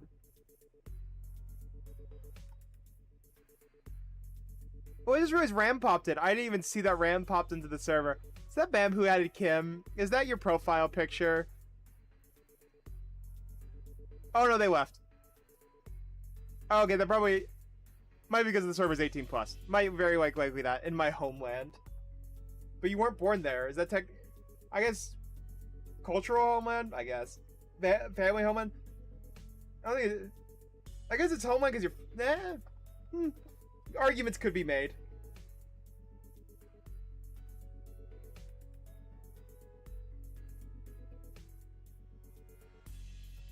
Arguments could be made either way.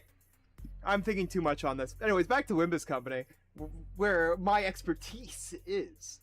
The sitters all gather around Otis and look up towards the unrolled film in unison. Comes from immigrants, so why not? Yeah, why not? What, left? No, I'm pretty sure Mario was born here, so he didn't leave, technically.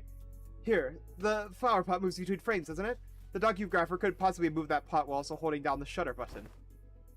I don't see any difference? See here. The expression risen on the subject's visage appears rather stiff. Maybe they're just a gloomy sort.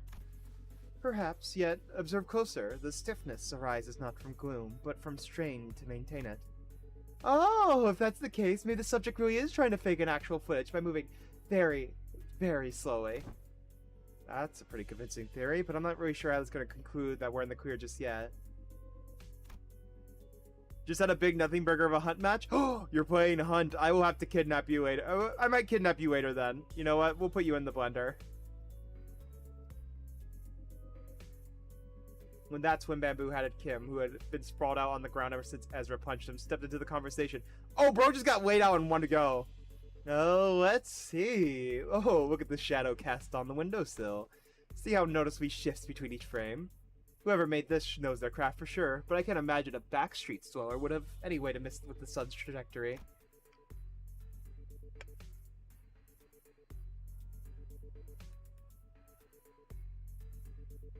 Oh yeah, ram up the server. No, they didn't worry about it. They probably left due to either not finding it that interesting or probably the age rules we have set up, so...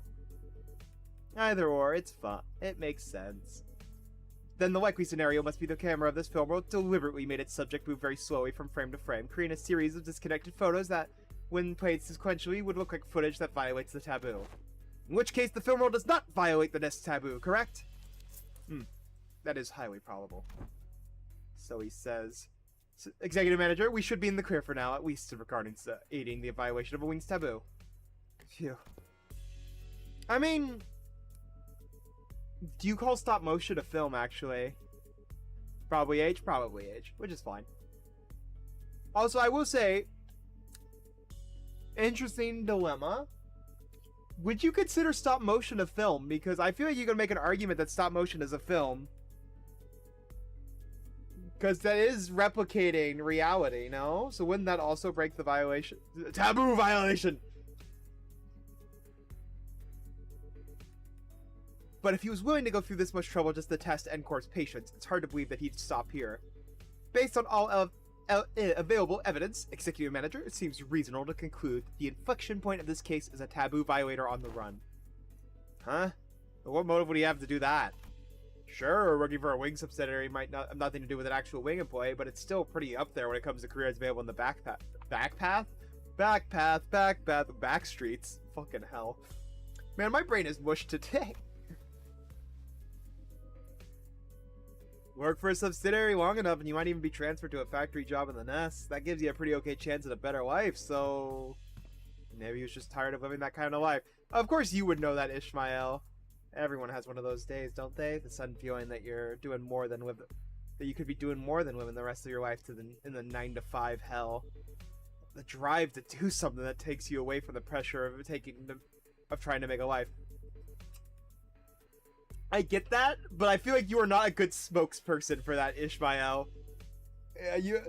Your girlfriend got stuck in a whale, and you got tortured by a crazy old bat, so, you know. Something about what Ishmael said must have tickled Bamboo-Hatted Kim, because he suddenly whipped around towards her and shook his head.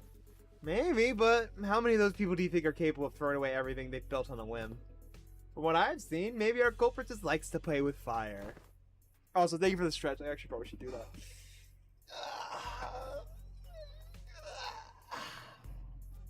Thank you. Play with fire?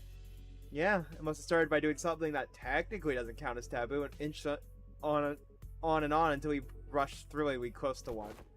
One throwing shot this camera and another with the next. Till we ended up recording actual footage. Cool. Then that leaves the question of what the heck was he trying to do with it? Might have done something trying to screen it using a projector for all this part of the backstreets to use. What? But wouldn't that make everyone here, even those who unwittingly came across the projection? Right on. It would have made those folks violators of the taboo. But why would anyone? So would you care to explain how you know that, Mr. Breadbrain? I asked about around on the opposite street, and apparently some guy's been going around asking the workshops if they could make him a projector. Seemed like most of them turned him down, but they also said that he stopped showing up after a certain point. Fair to guess, that he got his hands on a projector somehow. Alas, it is not the taboo of N-Corp to view recorded videos. Pray tell, why would anyone in their sane mind? Well, it ain't a taboo if you only made the projector, innit? Backstreet blokes down for anything long as there's coin. Huh. So how do we track this guy down? Multiple individuals in the same garb as the pin frame team had been identified in the vicinity. They are all carrying the same briefcase. Oh, isn't that convenient? Maybe we could play this like a festival or a convention to just tail people who look like they're involved with what they were looking for. So they'll lead us to wherever we need to go. Indeed, at architectural conventions, there would be those in formal plaid shirts and suspenders knowing about, and I could always trust them to lead me to the convention venue. Uh-huh. And was it common for those plaid shirt fellows to look around like they're scanning the area? Did they also go around checking people against photographs? Please advise for. They also radioed each other, glaring at people like they're glaring at, huh? Perhaps you can answer that series of queries yourself. Nope, this crowd sure doesn't look like they're gonna let us follow them. We're getting jumped. My favorite.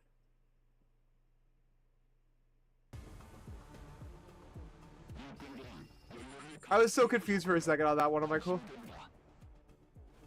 damn. How the hell did House Spiders end up being the slowest one? I think that's more impressive than anything. Ugh.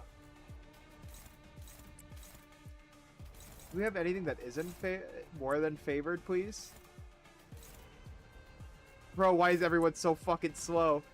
I guess we might just power guard this, because I don't think any of us wins this clash easily anyways. Yeah, I think we just power guard. I think we just do this to gain haste. I think that'll be safer than anything. Yeah, and we'll just jump the motherfuckers here, I think. Yeah, I think it'll be fine. Just N-Corp. I mean, I need to make sure we win the early clashes. I'd rather not suffer completely. The first move is super important in this game, so I kind of don't want to deal with the pain of sanity later, you know?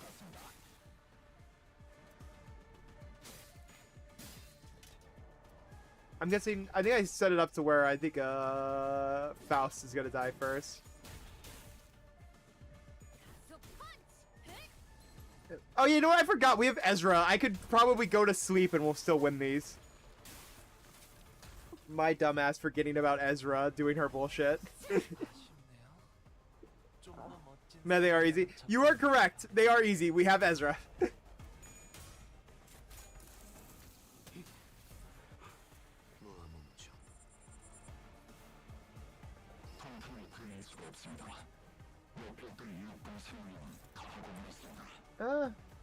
I think, yeah, we'll just kill two. We'll just kill two for now, I think. That's how you do? Yeah, we'll do that then.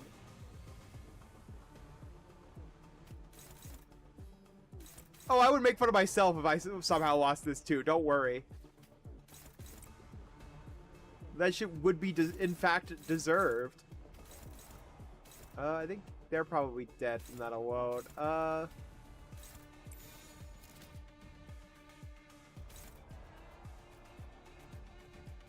Honestly, how's the power guard? You know what? We can just power guard this, I think. Yeah, I think we're just power guard. Build the poise. Hongwu. What the fuck did I just witness from Hongwu there? Y'all saw that, right? What the fuck did my Hongwu just do?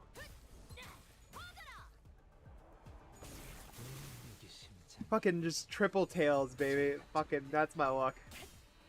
Ryoshu, you were at 30 SP! What do you mean that there were, what was that? Was that 6 tails out of 9?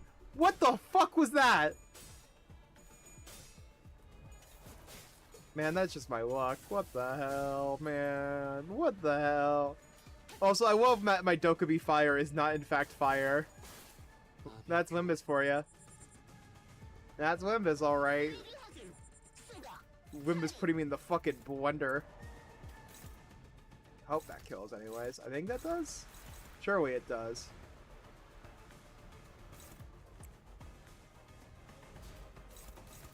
Yeah, we're just gonna do that. Why not? You know what? Heathcliff, one-shot that motherfucker. Go.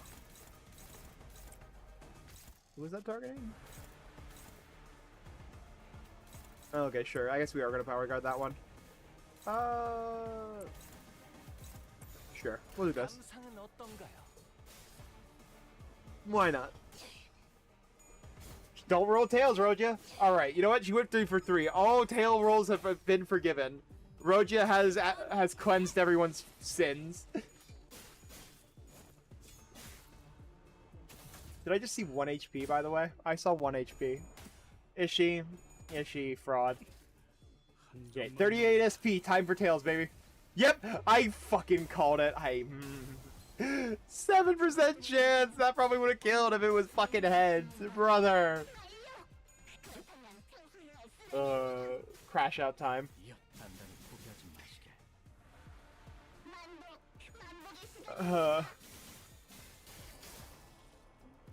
You know, this is just my life now. This is my life now. Just to fail all my rolls. Fucking, you know, I never thought I'd relate to Roja about being a fraud. Yeah. How many turns of it? We don't have any. I don't think I'm gonna kill someone, but you know what? Me when I kill someone because I'm bored. How much poise do you have, Roja? 0. Let's not use that then.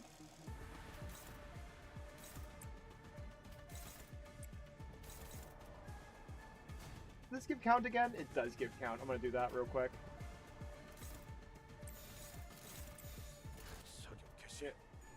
Despite his work as a fraud, at least Heathcliff has really good clashes. So I could forgive his horrid plays.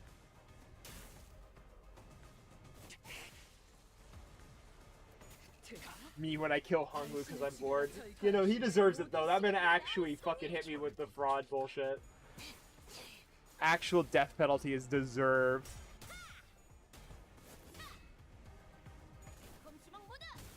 At least we have our goat Ezra here. Also, on the note of Distortion Detective, I'm so mad that we don't have any fucking artwork of her fucking distorted form, by the way. So mad about that. Like, there's no artwork of her distorted form or of her ego. Or her partial ego, anyways. I need that shit in my veins on the double.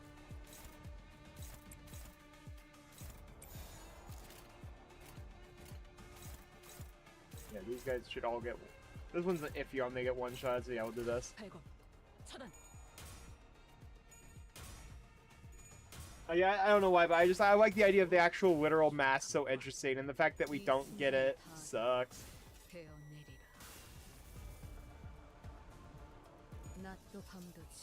Oh damn, alright, she of course targeted the person on 1 fucking HP. Thank you, Ryoshu. I'm pretty sure that might have been who our... Okay, no, it wasn't. Thank God it wasn't the one our index was targeting. I was about to say, I kinda like that one. Oh, no worries. You don't have to apologize for heading out. Don't worry. Take it easy, man. Yeah, take it easy. Have a great day, man. Thanks for dropping by. It's been fun to have you. Oh my God, are we doing this move when the... Are we doing string connection on a single dude at 1 HP? Oh, motherfuckers. Alright. Echo Shear. Go do your magic.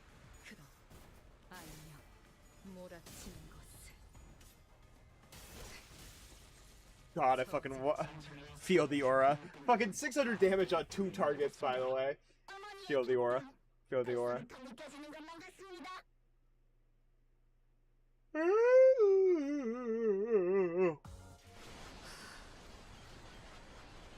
Christ. Oh wait, no, it does count the damage towards the people I've killed, doesn't it? Yeah. But that's still fucking bonkers amount of numbers compared to the rest, you know? Okay, that is story. I was about to say, is that combat and story? It is combat and story. Oh, holy shit, I am right next to Hongwu, though. Okay, I can get Hongwu, which will be really nice. Yippee! Faster point farms. Yippee, yippee, yippee. I'm not gonna be a broke-ass bitch anymore.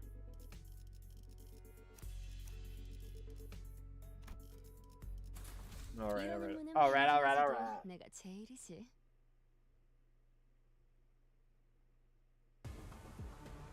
Okay, it's after combat. Ooh.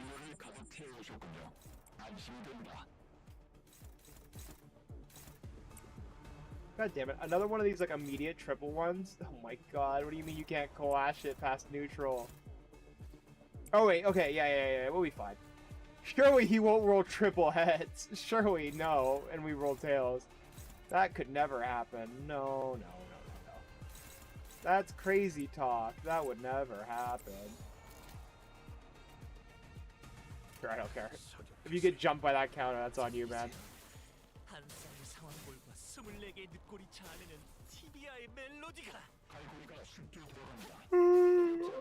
That is absolutely a waste of a skill 3, though, when I think about it. Oopsies. Bah! Fucking no, not the sheep noise again. Bah! Bah! Oh, God. It's just a vocal stem, I guess, for fucking her. Bah! Bah!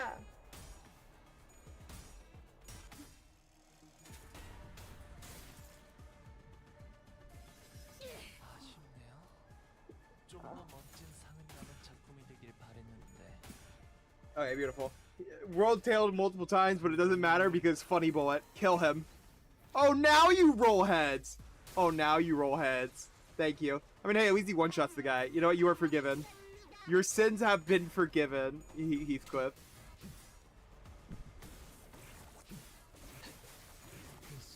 You rolled the 60% head.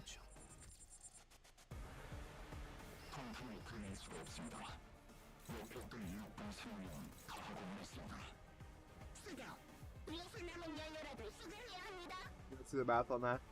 So as long as I roll heads, and he doesn't roll 3 heads, we should be fine? Yeah, as long as you don't roll 3 heads. We should be fine anyways. Oh boy.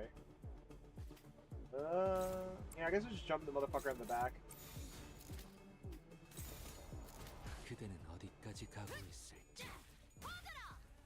God, I love Ezra noises. I fucking love her character so much. Yeah, and I will say, fucking, I really wish we got more with her ego. I'm repeating this a lot because I just really love the idea of her fucking masked Psycho Man. Bro, I need that shit direct and put it into my veins, please. It's so needed. It's so good.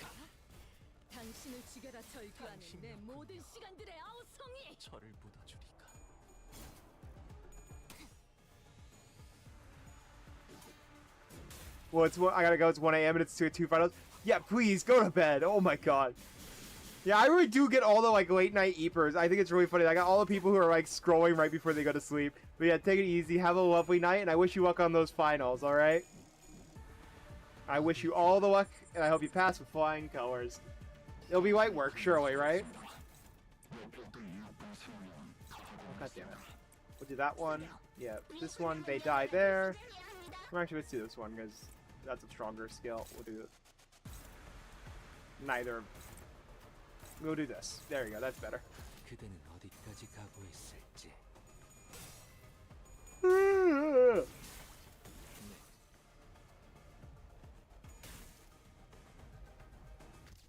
Yeah, we'll say.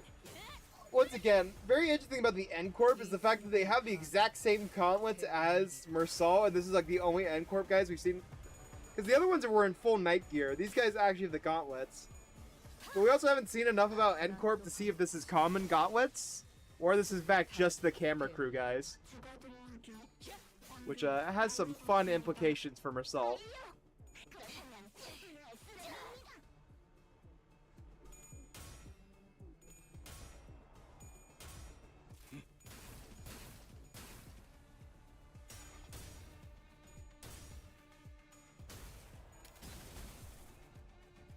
I was gonna just say, I don't like the Heathcliff Return Fire skill 1, because like on top of it being just a basic bitch skill 1, it wastes 3 bullets that could be used on better skills. God, fucking demon-ass character. Genuine fucking demon.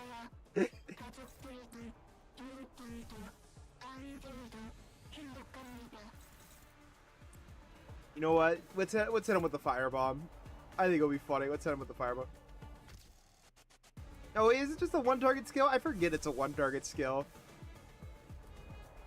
Then yeah, let's not do that. I don't know why I thought it was an AoE. I might just be fucking losing it, I guess.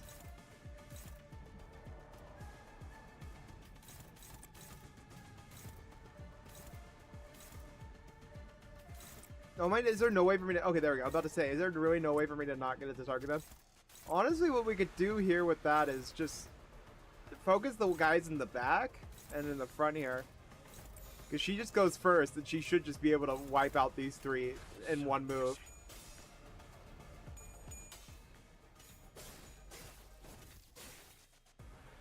Like, straight up no reason to clash with them.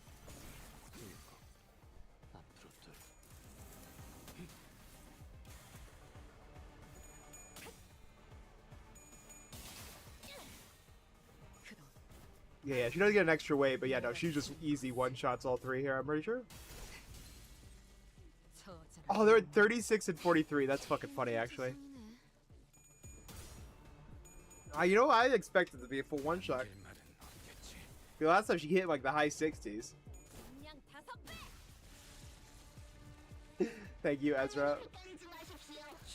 Oh, that actually would have ended the game if they got one-shotted there. That's kind of funny. We just hit win rate. Yeah, no, not too bad at all. Fucking Angju's first coin hitting is 78. Overkill as hell. Thank you, sleepers. Thank you, sleepers. Those are my goats right there. Just do not listen to their fucking number soundbite. That shit is a little obnoxious. Christ. I think House of Spiders Ryoshu might be a little broken, guys.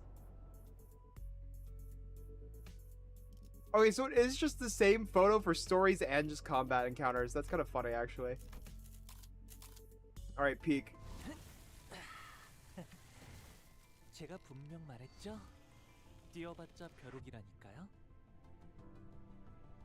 Huh, yeah, that's an issue. That's not concerning that we're getting called fucking fleas now. Scary. I'm happy that we're gonna be able to. I'm so happy when we get these events, because these events fucking feed us so well. Getting a whole ass free ID is, I think, crazy. The max bonus is 120, right? Is that what the number is? I think it's 120. So we're sitting at 100. Oh, we're at overkill with him, huh? Oh yeah, we're already out of. Oh wait. Is it 120? Because we're sitting way over overkill, aren't we? Oh my god, yeah, we are way over overkill. We didn't even need Hongwu. I guess we can swap this then. Yeah, we can do this one for Matthias Otis and sacrifice her to the gods. Same with you.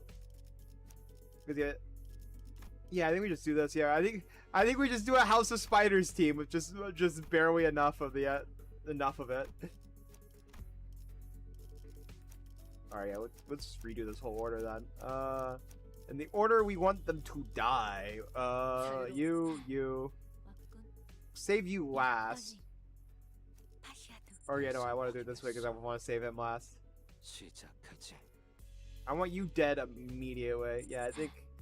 왔군 이 떨림. 부름이라면 Yeah, there we go. That should be perfect. And then 7th, we'll just do you. 잠깐 Or no, we'll have Engdu. We'll have Engdu for the spirit of the thing. 연료는 잔뜩 저를 허점해두지. And if we're on these last two, they are they will just, in fact, die a not so good death.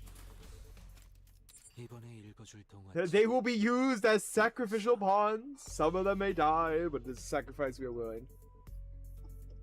Okay, now we got back to the story sequence, but it's gonna be combat too. Or actually, wait. Before we start this, I'm gonna run to the bathroom real quick. So go get water, go get food, or anything that you need. We will be back in about 3 minutes. I'm gonna send you guys all to ad jail.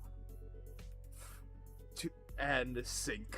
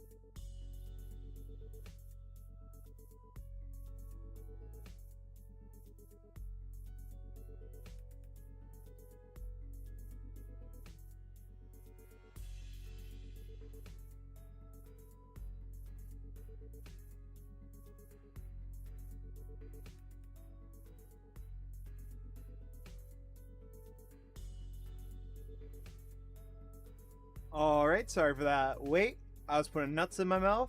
Peanuts are great, by the way. Are we a challenge? What a WOT. Well, at least they're not much of a fighter one-on-one. Service this close is not a combat specialized department. While they have all undergone basic combat training for exigent circumstances, they are not prepared for head-on conflicts such as this. Yet they're our level, huh? Peculiar. For some reason, I feel like they should probably be more than basic trained based on the gameplay. Yeah, I noticed. They kept taking pictures of us with their briefcases. I'm guessing that's their primary job prescription? What are they snapping away for then? Wizard behind our backs like a load of creeps. Collecting photos to include in the report for their higher ups, I'd wager. I kind of see how they could think of we're involved in this somehow. Every time they followed a lead, they somehow end up encountering us. It's hardly a surprising rationale. Result stood a footstep away from the rest of the sinners, watched in silence as they tried to come up with an explanation. What is he thinking? What is it he wishes to say, or is he simply contemplating, observing without any preconceived notions in his mind? His silence would have been any different from his usual reticence, but as though by some chance or whim, Emersal, I was struck by the sense of a brief yet distinct strangeness, and was compelled to speak with him. Some could say with an absurdness. Yes, manager. Don't hesitate to let me know if there's something you want to say, but aren't sure if you're supposed to say it. Yes, manager. I will do as you ordered. Should one such circumstance occur. As always, his reply was defiantly concise and direct, as though he had some kind of rule of his own that told him that this was the specific response for situations like this.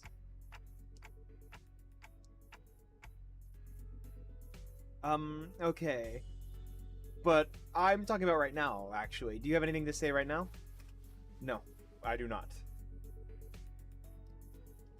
It did not appear to me as though he was trying to hide anything or choosing his words in response to my question. His reward was simply that. An answer. Nothing more. I mean, I guess this is the kid.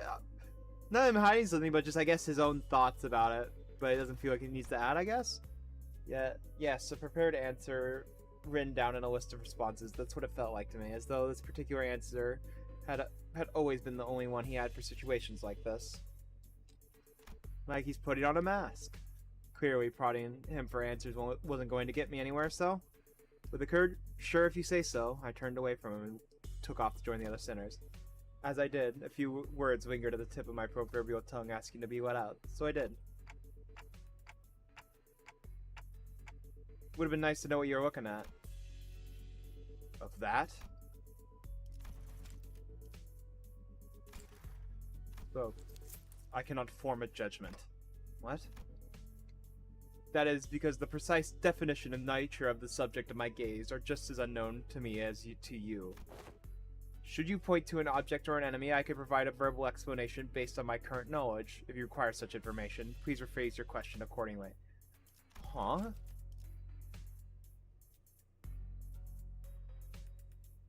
So, he can't think for himself?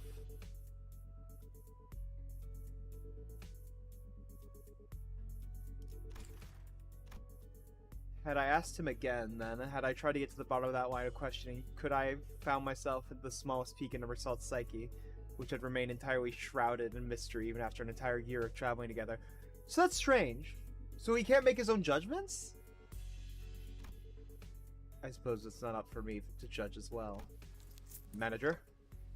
Yeah. Another battle is imminent. As you have previously instructed, I have informed you of an imminent battle. Yo, Boss Clock, are you just gonna sit there all day while we do all the fighting? They're pouring out of that building over there. So they must have been on their way to that building. Our path ahead seems clear. Executive Manager, let us neutralize those foes and head up there. Gotcha, be right there. The brief full of battle came to a close, and battling enemies who had arrived precisely at the time result had predicted, we made our way into the building. Bloody hell. Them books we fought downstairs must have been the weaker ones of the bunch. It's so much that we skipped them in the cutscene. How does Encore have so many guys on their payroll? There's no end to them.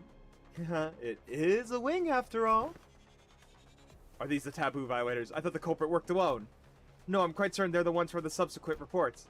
The N-Corp fixers appeared just as confused as we were. It was clear to me that they were expecting to find a taboo violator here, not a big group of dozen people or more. What were they thinking, sending fodder like us to deal with an organized taboo violation? They should have sent taboo hunters here instead. What do you think they told us the consumed can't experience containing mass melee combat? They must have thought our current manpower would suffice to deal with this. I don't know about that. Well, was there an extra report that one of them's a... All of a sudden, with a click, the room began to buzz with the metallic whir of some machinery. And immediately I could tell what it was. Distortion. Standing in the middle of the shabby room was a device I wasn't sure if I'd seen before.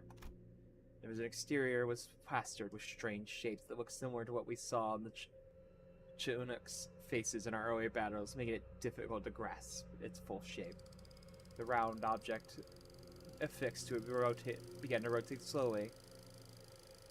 With the dull, worn-out groan, the thing passed its prime. Did the taboo violator turn into a projector? Oh boy. Men! Shield your eyes! Shield your eyes! The moment it began to emit a faint ray of light, Otis thundered in a commanding voice. Gah! I quickly turned away as well, making sure not to catch even a glimpse of it.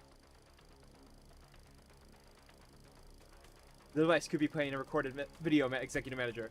Even a brief look at it could constitute a taboo violation. Shit! I saw that. I'm so finished. This is panicking and creeping into the voices of several unlucky individuals.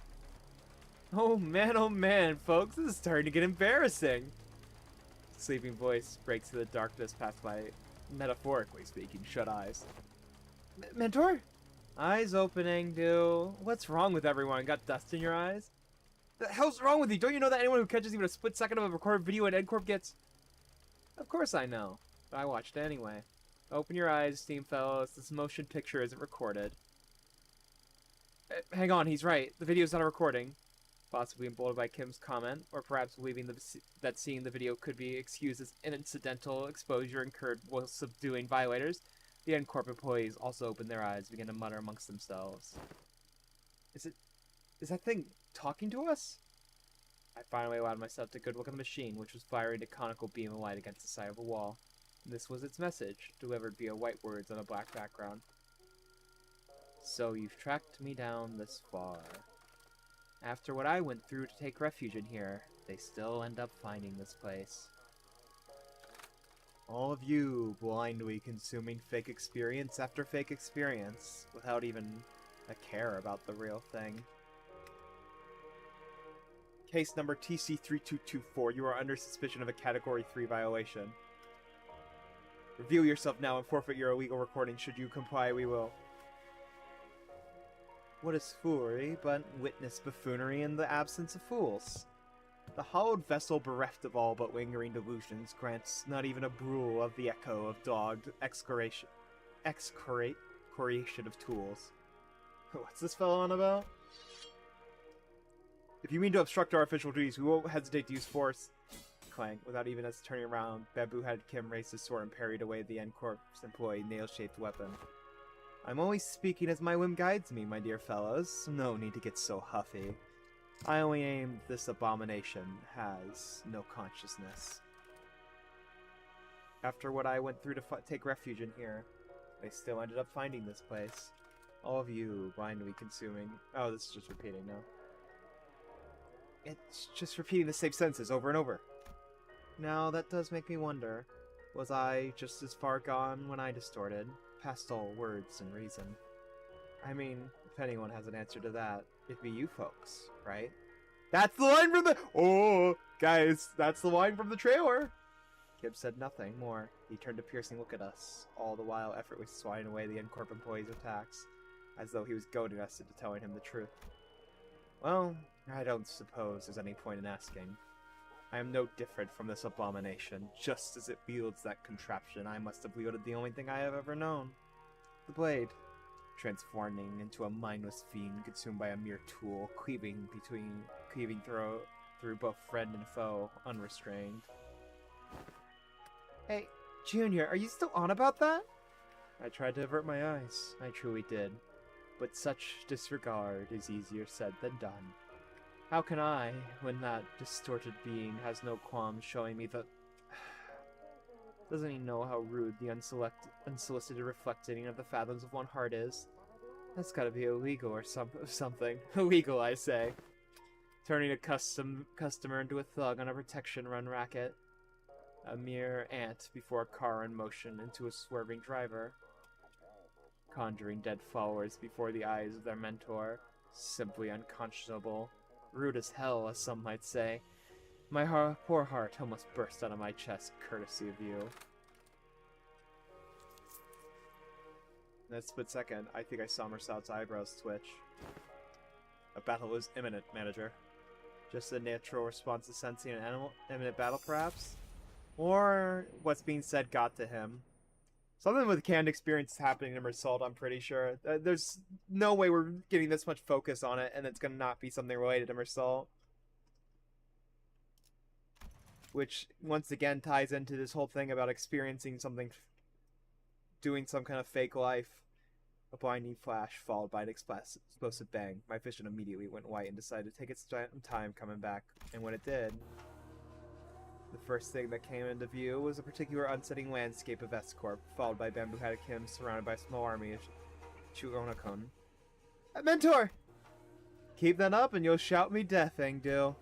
Isn't it about time we grow accustomed to such sights? Mentor, still, do I wake from these dreams drenched in cold sweat? They might find and track you away. This isn't so bad, is it? It's just these folks so far, unlike earlier when... Another flash. What was it? Everything went dark. I don't understand what's happening, but first things first, we have to neutralize everyone here and get our mission back on track. Just a projection. I've been straying far and wandering all day for this exact reason, and... So that was its mechanism. Faust? The words began to ship rapidly before I had a chance to ask Faust what she meant. The ones who find comfort settling in lies, I give you what most deserved your gaze. Pollux, I'll be blind before today's over at this rate. It changed. Did? Unlike the earlier instance, one of the distortions is different from the others. As Mersault identified, there was something different about this group of Churonakon this time. They were accompanied by someone else. A warrior, impressive armor, wielding a sword just as tall. That armor, and a great Hondo of the South Circle, to be reunited in such a manner. The warrior drew a bow that hung from its the waistguard and nocked an arrow. Arrow.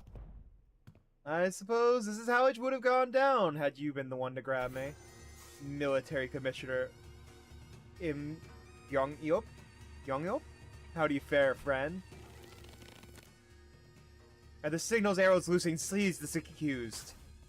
The warrior whistled the knocked arrow, which soared into the sky with a piercing whistle. And with that air-splitting sound as the cue, the Chinook began to swarm us. I'm guessing that's gonna be our big boss, and I have a feeling that it's not gonna be faceless forever. Oh no, it isn't! Oh, it's just straight up. I guess it is gonna stay faceless. Flash phenomenon. Oh boy, that's a whoa. Hello, essays again. What the fuck? On skill use, convert all coins this unit uses to... Oh, min or max. Okay. Oh, Jesus Christ. So as the power goes up, it's gonna become fucking demonic.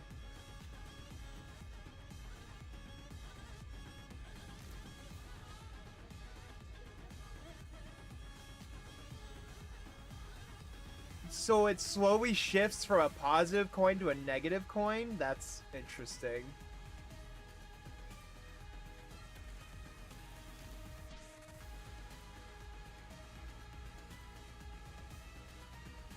MGO gains advantage at higher swordplay. Okay. I see. Okay, that makes sense, actually. So... Okay, that makes sense. Okay, so it's a positive switching to a negative. That's interesting.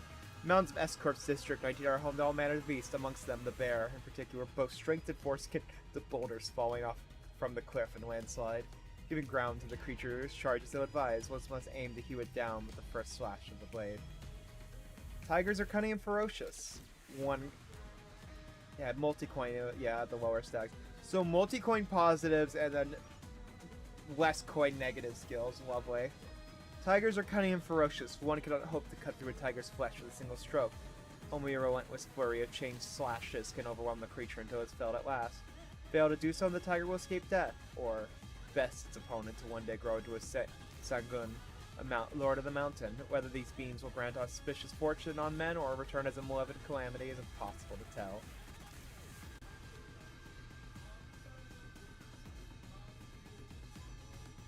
No less damage, of course. Oh boy, so this is the shield. Okay, so we just have to survive. We don't even have to win, we just do this, basically. Yeah, we have to just survive and deal shield damage. Okay. That's not too bad, actually. Otherwise, it's just shield at defense level. Ew. Oh, God. So he's going to deal more damage early on. So early game is very important on this when he gets weaker as the game goes on. Got it. The Eastern Warstride armors are not so much equipped as they are piloted. What?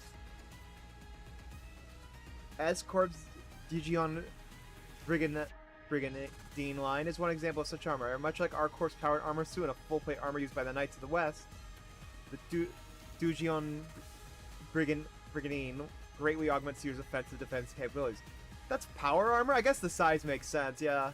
Yet these advantages do not mean that armors of such potency are readily supplied for combat personnel. Each unit has its own unique controls and comes with a limitation of requiring separate fuels.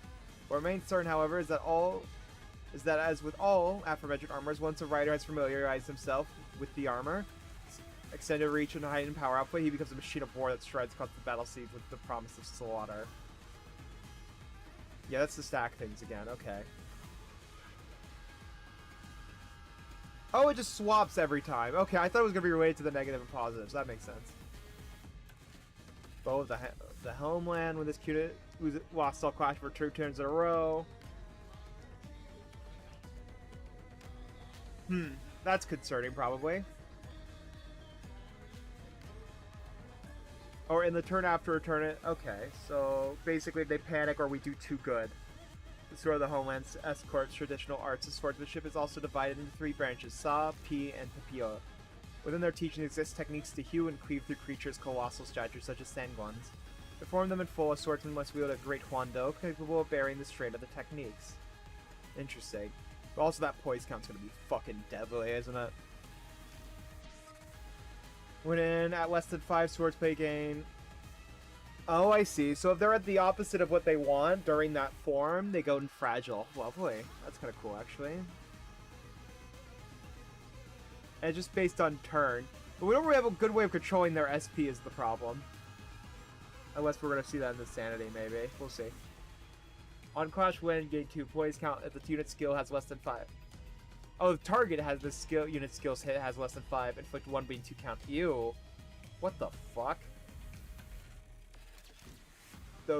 There are those who persevere in training for lack of talent. Then there are those who bless with talent, only to let it rust. All men say that the title of Apex Blade can only be seized by the gifted. It matters not.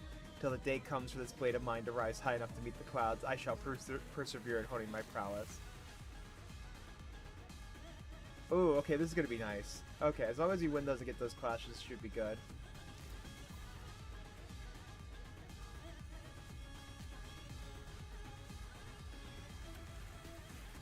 Oh, okay, I see. Problem is, we don't have that many. We don't have an assist defense unit here, do we? That'll be interesting. Or unopposed attack. Ugh. Okay, I see. So that's one way we can force it. That makes sense. So as Clash start, they'll lose it, but if we let them hit, they gain 2. Okay. So it's about remembering which is which. So we're in Bear Hunt. Right? We're at Bear Hunt right now, right? Yeah, Bear Hunt. So we want less. So the way we get less is we win the Clash. I see. I understand now. Okay, okay.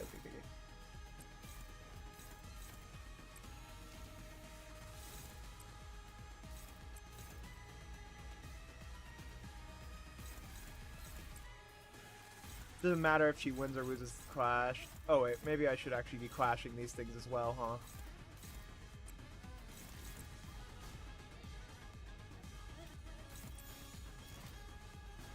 Why are we all struggling? We'll just power guard then if we don't have any good clashes here. Better safe than sorry, I think?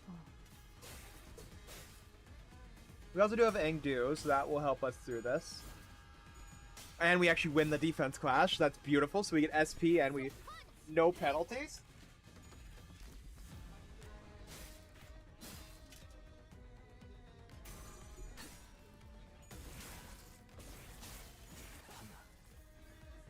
Peek. Alright, peek. Big. Okay, now if she loses the bear splitter. Oh wait, it doesn't do too much damage. It's not too bad. Alright, Stamp of Vengeance into fucking death. Oh, actually, no, we also get the time to unpack. Does she get hit by a counter because it's power counter? I don't remember exactly. Yeah, it doesn't. Thank you, power counter.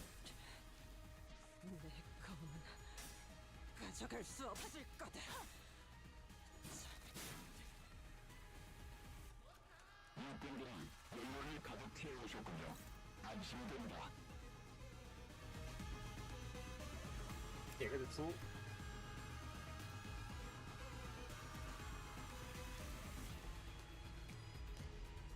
oh wait, I didn't do that right, did I? Yeah, I didn't clash. Oh my god, I'm a fucking idiot. I did this backwards.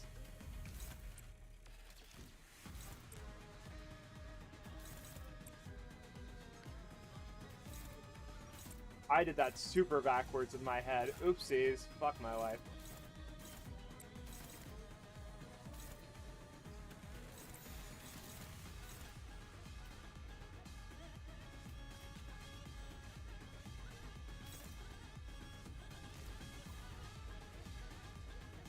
Yeah, we're gonna just leave that there, I think. Probably a good idea. What does Eng do? Clashing? Yeah, Engdu's already clashing that. We should be good then. I'll let that leak onto Ezra. Ezra's gonna be tough enough to tank that.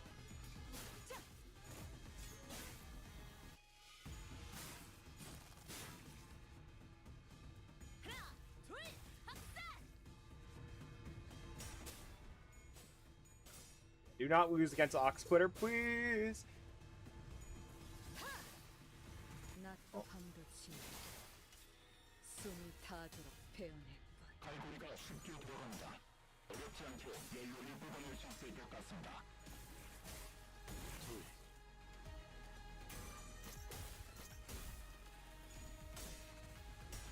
I'm pretty sure I clashed it this time.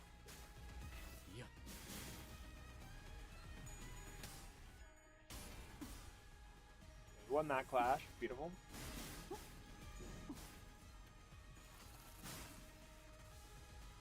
Oh yeah, it's at 2 now. Perfect, yeah.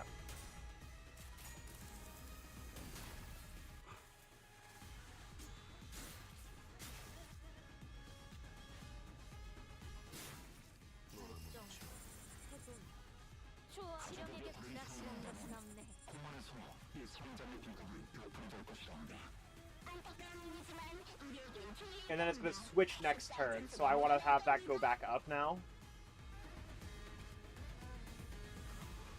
Yeah, we want more now. Okay. So we're going to wet that on hit then.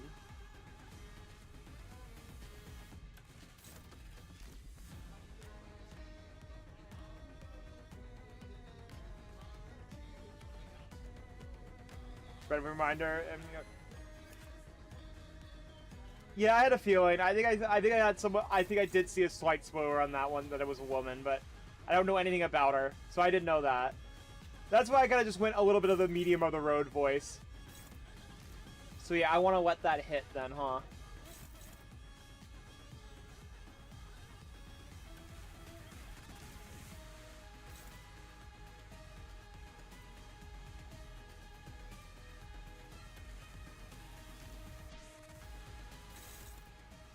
Oh yeah, no, I'm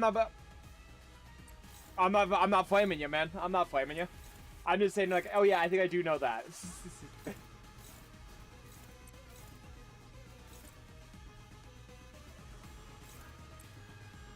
Also, it's not like you like told me a spoiler of like what their entire character is. I don't care.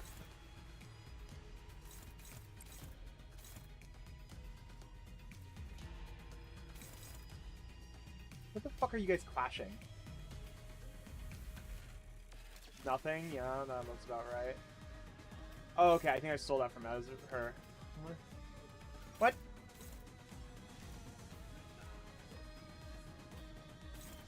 Oh yeah, I clicked on the wrong fucking thing. Oh my idiot.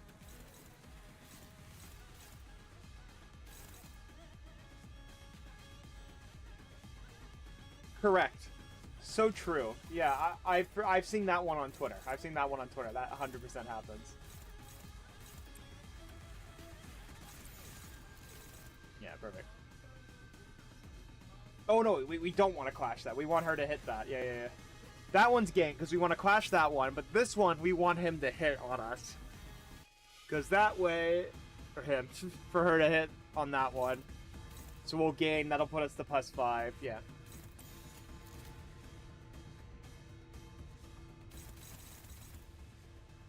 Clash that one, hit this one. Yeah, pretty simple gimmick, I will say. Just so many things you have to balance at once kind of thing. But overall, simple an idea.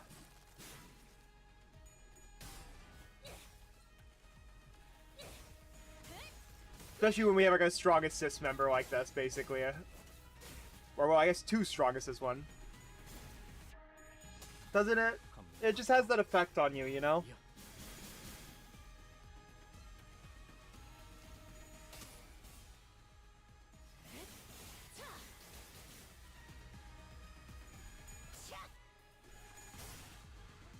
I mean, I guess you gotta... did you run like a sinking team, maybe? Also, that might just be a case of because assist units. I think, yeah, it's probably an assist unit moment, yeah. Because this looks like a, if you just clash everything moment. Bro, Ishii. And also, if you do just ignore the gimmick, half of the phases you do have an advantage on, so...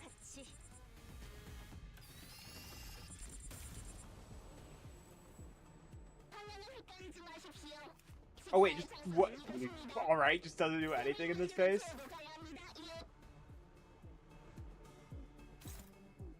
Also, okay, so yeah, we do just have to perma deal with these guys, so there's no point in ever fucking targeting them, huh? I guess, yeah, let's just jump. I mean, we have those clashes already, let's just... Oh, well, I do want her to be 9, right? Yeah, let's get her to 9. And we can also build Furiosa progress, so you know what? Yeah, otherwise, let's go fucking jump that fucking projector.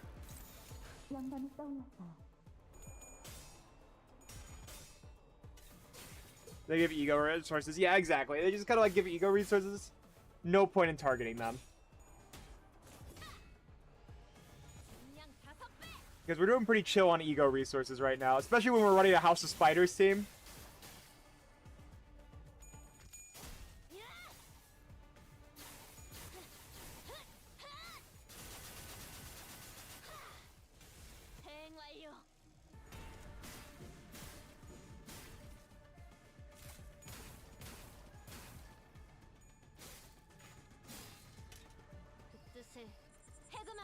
Yeah, beautiful. She's set up fully now. God damn it. Bro, why does it keep trying to make me use all these good skills on the weak ones?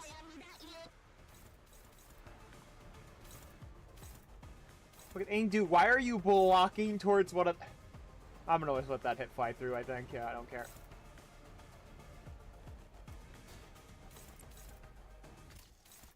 When we run into one. Bonus points, yes. Due to bonus points, correct. I am a greedy bastard.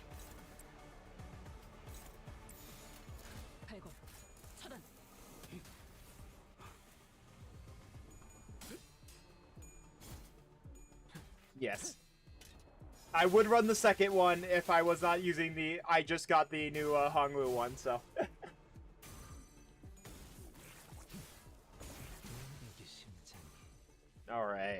2 away from Furioso. Also, she does act first. Beautiful. And she just fucking murders him. Alright, can you guys please target the camera now, please? Toggle, yes.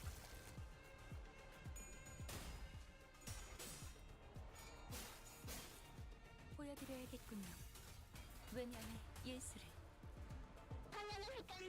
Oh! Oh, so that's what it is. They only respawn at the turn shift. Okay, that makes more sense, actually.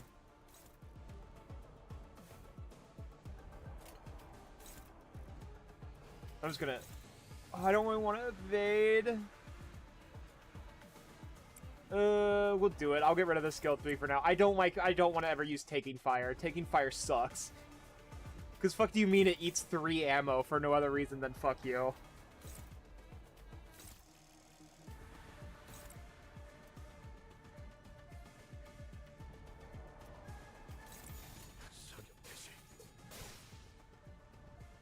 Okay, beautiful. Don't even worry about it. We forced the phase shift. Does 3 more spawn in? Oh no, they don't respawn in. Why did that fucking 1 spawn in? Is it only if they come to a real world they spawn in? I don't fucking understand that. Alright, whatever. But I know for a fact I saw motherfuckers spawn in.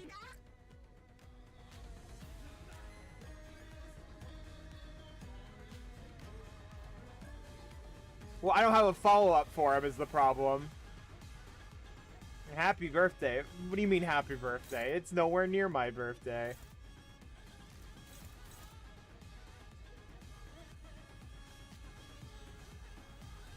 I guess I'm just hallucinating then. I don't fucking know. Well, I would... Okay, that wins. You know, I'm just gonna do this instead. Yeah, I think I'll do this instead. If you say it every day, you'll eventually be right. I guess. Yeah, lunatic.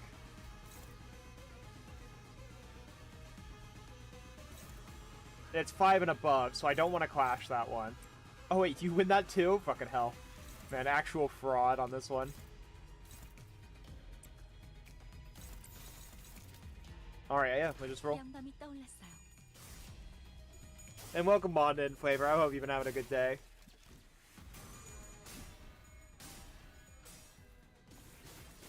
억제 완료. Oh yeah, surely nothing bad will happen by letting everyone get hit by the nuke. Surely that's a great way of playing the game. That is, you know, the actual accurate way to play this game is you gotta give up half your teammates just for claim their bones. Oh my god. 총원, 조명이 전멸하는 저곳으로. 파도가 모든 것을 Go my obsessive white woman, go.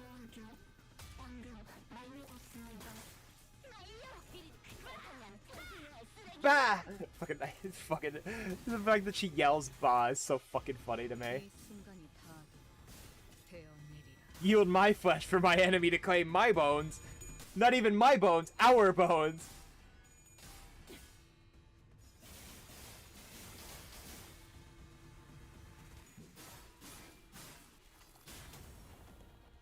검문 확보.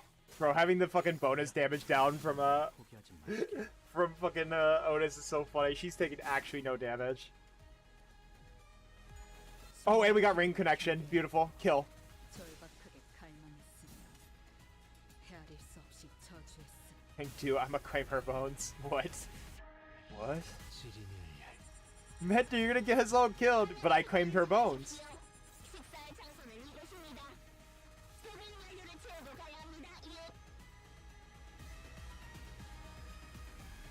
I will say the bleed is obnoxious. Oh wait, I forgot to put more egos on. Oops. Okay, well we do have this. This does heal us actually, so we'll do that.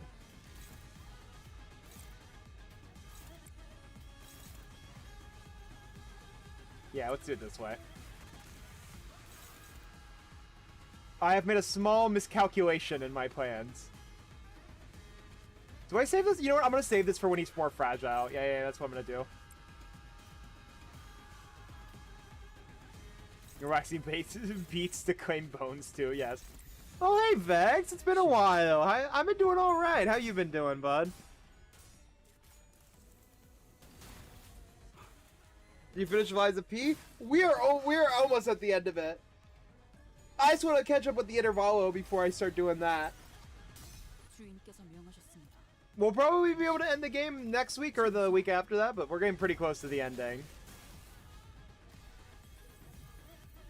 That barely healed the bleed damage. We're so cooked. Liza peeing, true. Hey, I'm happy to hear that. I'm guessing you've been free of League of Legends since you're good and happy? How do you know when to end? I mean, just based on the fact of how big the wind-up is currently. I feel like the Liza P DLC is going to be something I do on my own or on the Discord, probably. He ain't done yet. I mean, I've said that before, that I'm probably not going to do it on stream, so... But, you know, they're doing the big wind-up is how I know, Vex. They're like, you must go to the final island. So unless they have another island magically raised from the sea suddenly, I'm pretty sure we are close to the end. I swear I've told you before. I'm pretty sure you've asked me that question 3 times, and I've answered that one twice before. This is the 3rd time you've asked. Oh, wait! Thank you, Vex, for the sub, Vex. Thank you so much. I really appreciate that. Well, thank you once again for subscribing. I really appreciate it, man. You're a real cool dude.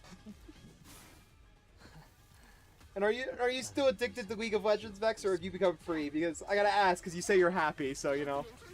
It doesn't sound like League of Legends, you know? Yeah, we know you have dementia, old man.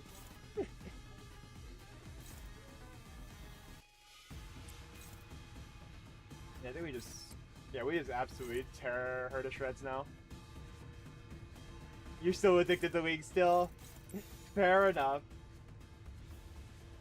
I'm happy I have other things. That's also fair.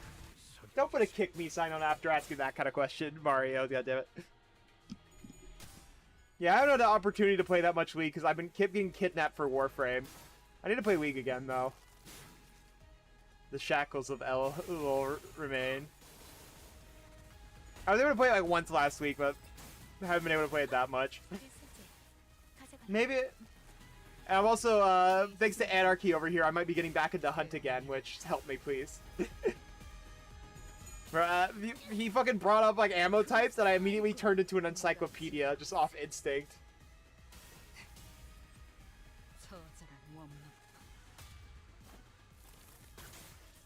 It was helpful. Oh, I don't doubt that. I'm just saying it's really funny how, like, you brought up ammo types, and it launched me into a sleeper agent state, basically. Oh, yes. By the way, I just read the bark sub. Are you gonna bark? What kind of... Do you want a small dog bark or you want the big dog bark?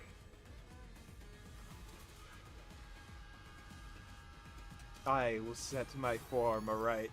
Small dog barks? I felt like a kid asking a few questions. Fair enough. And then you got hit by a deluge. God damn it.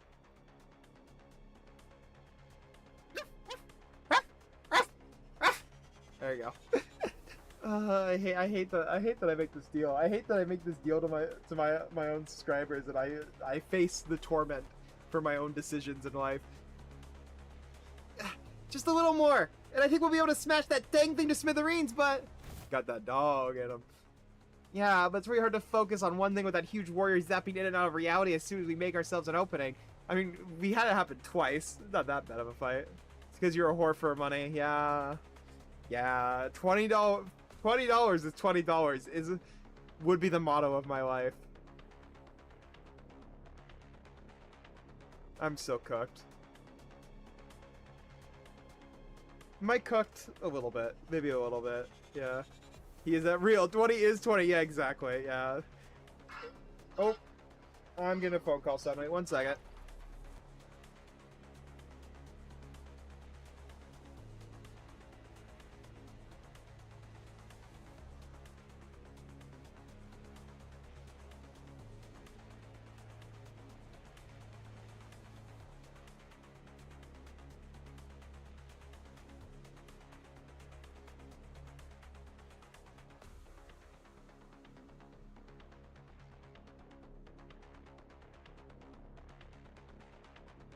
Alright, I'm back. Sorry for that. Wait. Yeah, this will probably be the last node real quick, and then probably will head out. We might be... I might just do another might just do another day where we stream on like maybe Thursday to finish up the last of this intervalo. Because I did not pay attention to the time. Everyone's got to be leaving here in a couple minutes. Yeah, but it's really hard to focus on one thing with that huge worry zap. Oh no, we read this. I'm stupid. It'd make our lives a whole lot easier if we get rid of just one of them. Battles seem to be taking a toll on the sinners, more so than usual. It wasn't that we were up against an insurmountable foe, not even close, not to mention how Ezra and Engdu were there to help us up. Is dungeon and one more note? Then yeah, we'll do it on like Thursday probably. Shite, haven't they got enough? About time they give up, innit? Oh, hey, don't you go legging it again. That big sword carrying fella's sure's kicking our butt, but I don't know if they're the key to solving the distortion. We ain't exactly flush with options, are we? Our exit's blocking it, like we can stop mid-fight to strategize. With the battle constantly shifting and flashing between N-Corp and S-Corp, we simply did not have the breathing room to focus on either the projector or Im Gyung-Eop, who was swinging that great blade with frightening force. Man, they did not replicate this at all in gameplay. They gave us so much time to do this our shit. By the way, I'm playing Dark Souls 3 in Cuphead. Oh yeah, that's fun. Oh, wait, this is a new Steam account? No. Oh, no, you're just... Oh, Steam. Oh, yes, okay. I was so confused. I thought you said stream account. I'm like, this is the same Twitch account? I'm stupid. Could be running on D&D rules. I guess, yeah. These 3 turns feel like nothing, besides. Hey, dude, go cover his back. A full turn is like 6 seconds. Even then, it's... I guess, but that's still weird. Knowing that's like... To say 6 seconds as like 20 moves are going off is kind of funny. Shall be done. N-Corp was sending far too many people against us. There weren't that many at first, but it seemed that the sun's spike in employee casualties in an area so close to the nest had alerted N-Corp to our location. How do we get out of this? Faust, Otis, help me out here. Decided to stop racking my brain to try and navigate a situation I know so little about, and instead rely on the sinners with possibly more experience in the field. First, I need to know if there's any way we could deal with the endless reinforcements N-Corp is sending after us. Second, will defeating Im Gyung-Eop or destroying the projector bring an end to this distortion phenomenon?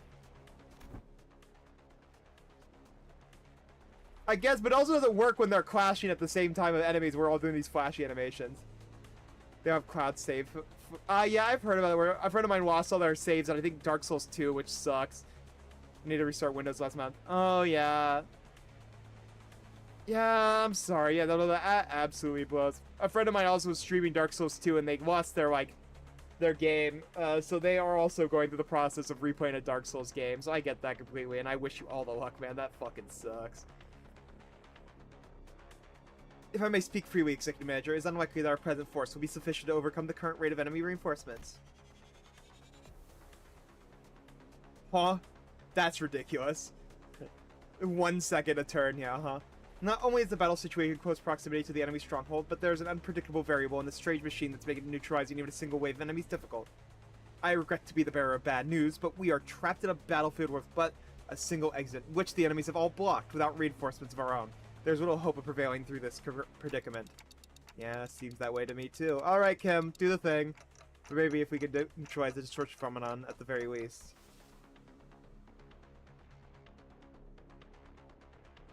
Yeah, I understand that completely. Have a lovely work, or get some good sleep, alright? Take it easy, Vex. It was nice seeing you again. We gotta kidnap you for weeks. We gotta play League sometimes. We do have a Discord if you want to join that.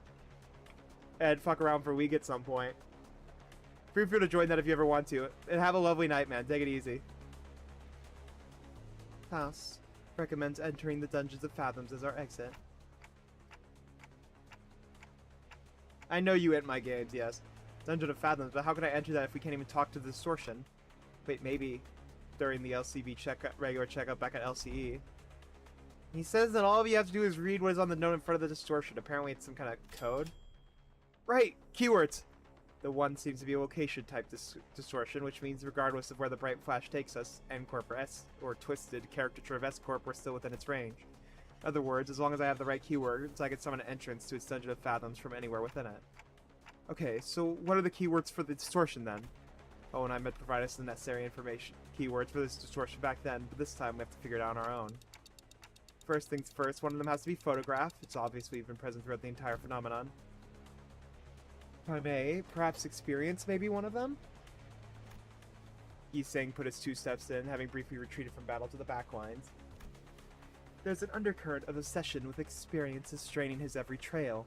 It might have aught to do in relation to what causes distortion. Experience. This concept alone lacks substance.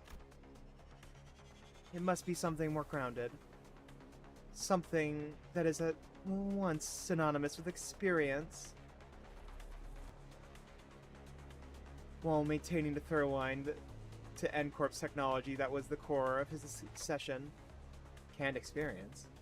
Most likely, thinks Faust. Alright, then photograph, canned experience. Not seems to transpire as of yet. It didn't, but I could feel it. Are these the kind of photographs they use to make canned experience? So that kind of strange sensation was mentioning the word, that word shook the distortion and caused the rippling effect. But it was cooling on up the force opened the Dungeon of Fathoms. How many other keywords could there be?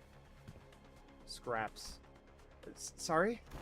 Oh, I thought we were taking turns sharing, and that might have caused him to distort. Going by the way you guys are saying your piece one after another, I thought this was some sort of Zen riddle. Not a Zen riddle, but where'd scraps come from? Canned experience of you getting shot. Yeah, no, that's what that guy's experience right now. See, when enjoying the benefits of slacking off of work, all kinds of mundanities come to possess far more interesting qualities, sometimes even revealing secrets invisible to eyes focused elsewhere. Take our person of interest, to wit, he had been poking around this area of town with an eye-watering expensive camera in tow, so conspicuously that every store owner I'd rightly prod for information had tales to tell about him.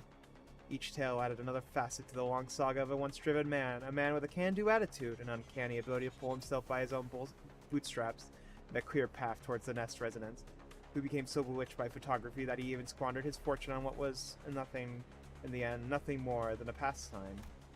And that went on until he found himself reduced to a pauper, barely making rent on a scrap heap of an apartment. In pursuit of his ideality, the man had lost grip of fortune and reality. I sought out his apartment, and I found a few scraps of his writing. When cold rain drips through the roof, when mold and tepid humidity together encroach from the earth, the mind begins to wander lost. Eventually, madness is evoked in a form indistinguishable from drunkenness. The pauper loses himself. A shadow darker than any I have ever seen on Kim's face crept between the shade of his eyes. No, I had seen that look once in the past. Though it would have been more accurate to say that I heard it in his voice that echoed in his fathoms, distorted by guilt and regret. Perhaps I should be surprised by the fact that the distortion among the countless people here had taken a particular interest in Babu-hatted Kim. Photograph can't experience its scraps. Like inserting a final piece of puzzle, the space between us momentarily warped and flashed, opening a pathway to distortion fathoms.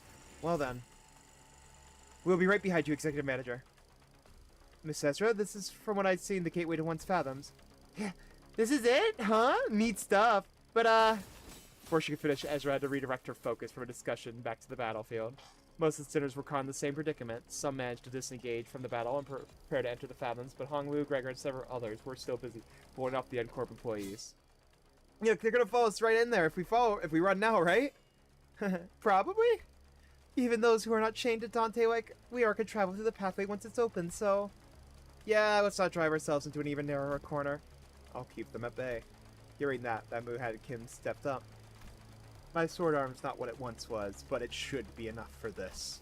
Besides, I have little wish to step foot in some ill-omened place and still tangled in such a bizarre mess. Yeah, that's one thing about Hunt, is the game is so much to do. There's so much that can happen in one game, basically. There was something in his eyes that led me to believe that this was about more than just staying behind to protect our rear. He was WTF. What a terrible front. At least try to pretend to be sincere and make it easy for us to believe you. Did you think that terrible excuse was going to fly? What are you trying to avoid now, sword slinger? You're not some kid trying to get out doing his homework. Oh, there's that homework line. I remember hearing that the entry to the Dungeon of Fathoms will bring one to his spiritual fathoms of the distortion is gazing into. That what lies within must be my very own, for that is the abomination is gazing into. It's decided then. You're coming with us. We ain't gonna walk in blind to a place we know shite about, mate. Guide us in there, yeah? Oh, that's... Keeps it simple. You try that too. Learn that the hard way that homework like summer reading doesn't go away just because you don't look at it.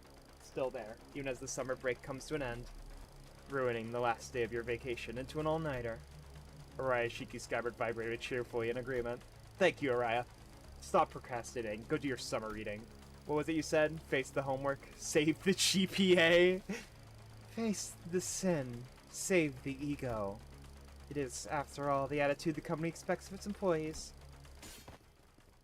That's not what I fucking said, Ryoshu. Go, Junior. You guys too. LCB, I can handle them all on my own. You will make a lone stand? Hey, who the heck do you think I am? I'll show you what makes Team Leader Moses felt safe sending me along with you guys. This was basically a Monster of the Week situation for Team Leader and me back in the duo days. I can handle them on my own. No problemo. I want to see how you guys handle the inflection point, but I guess you can never really have it all. Oh well, guess I'll have to trust our two SIR team member newbies to handle that. Kim, she's really built like a fridge. So true. Now that I think about it, I think I'm setting a pretty solid example as your team leader. Senior, aren't I?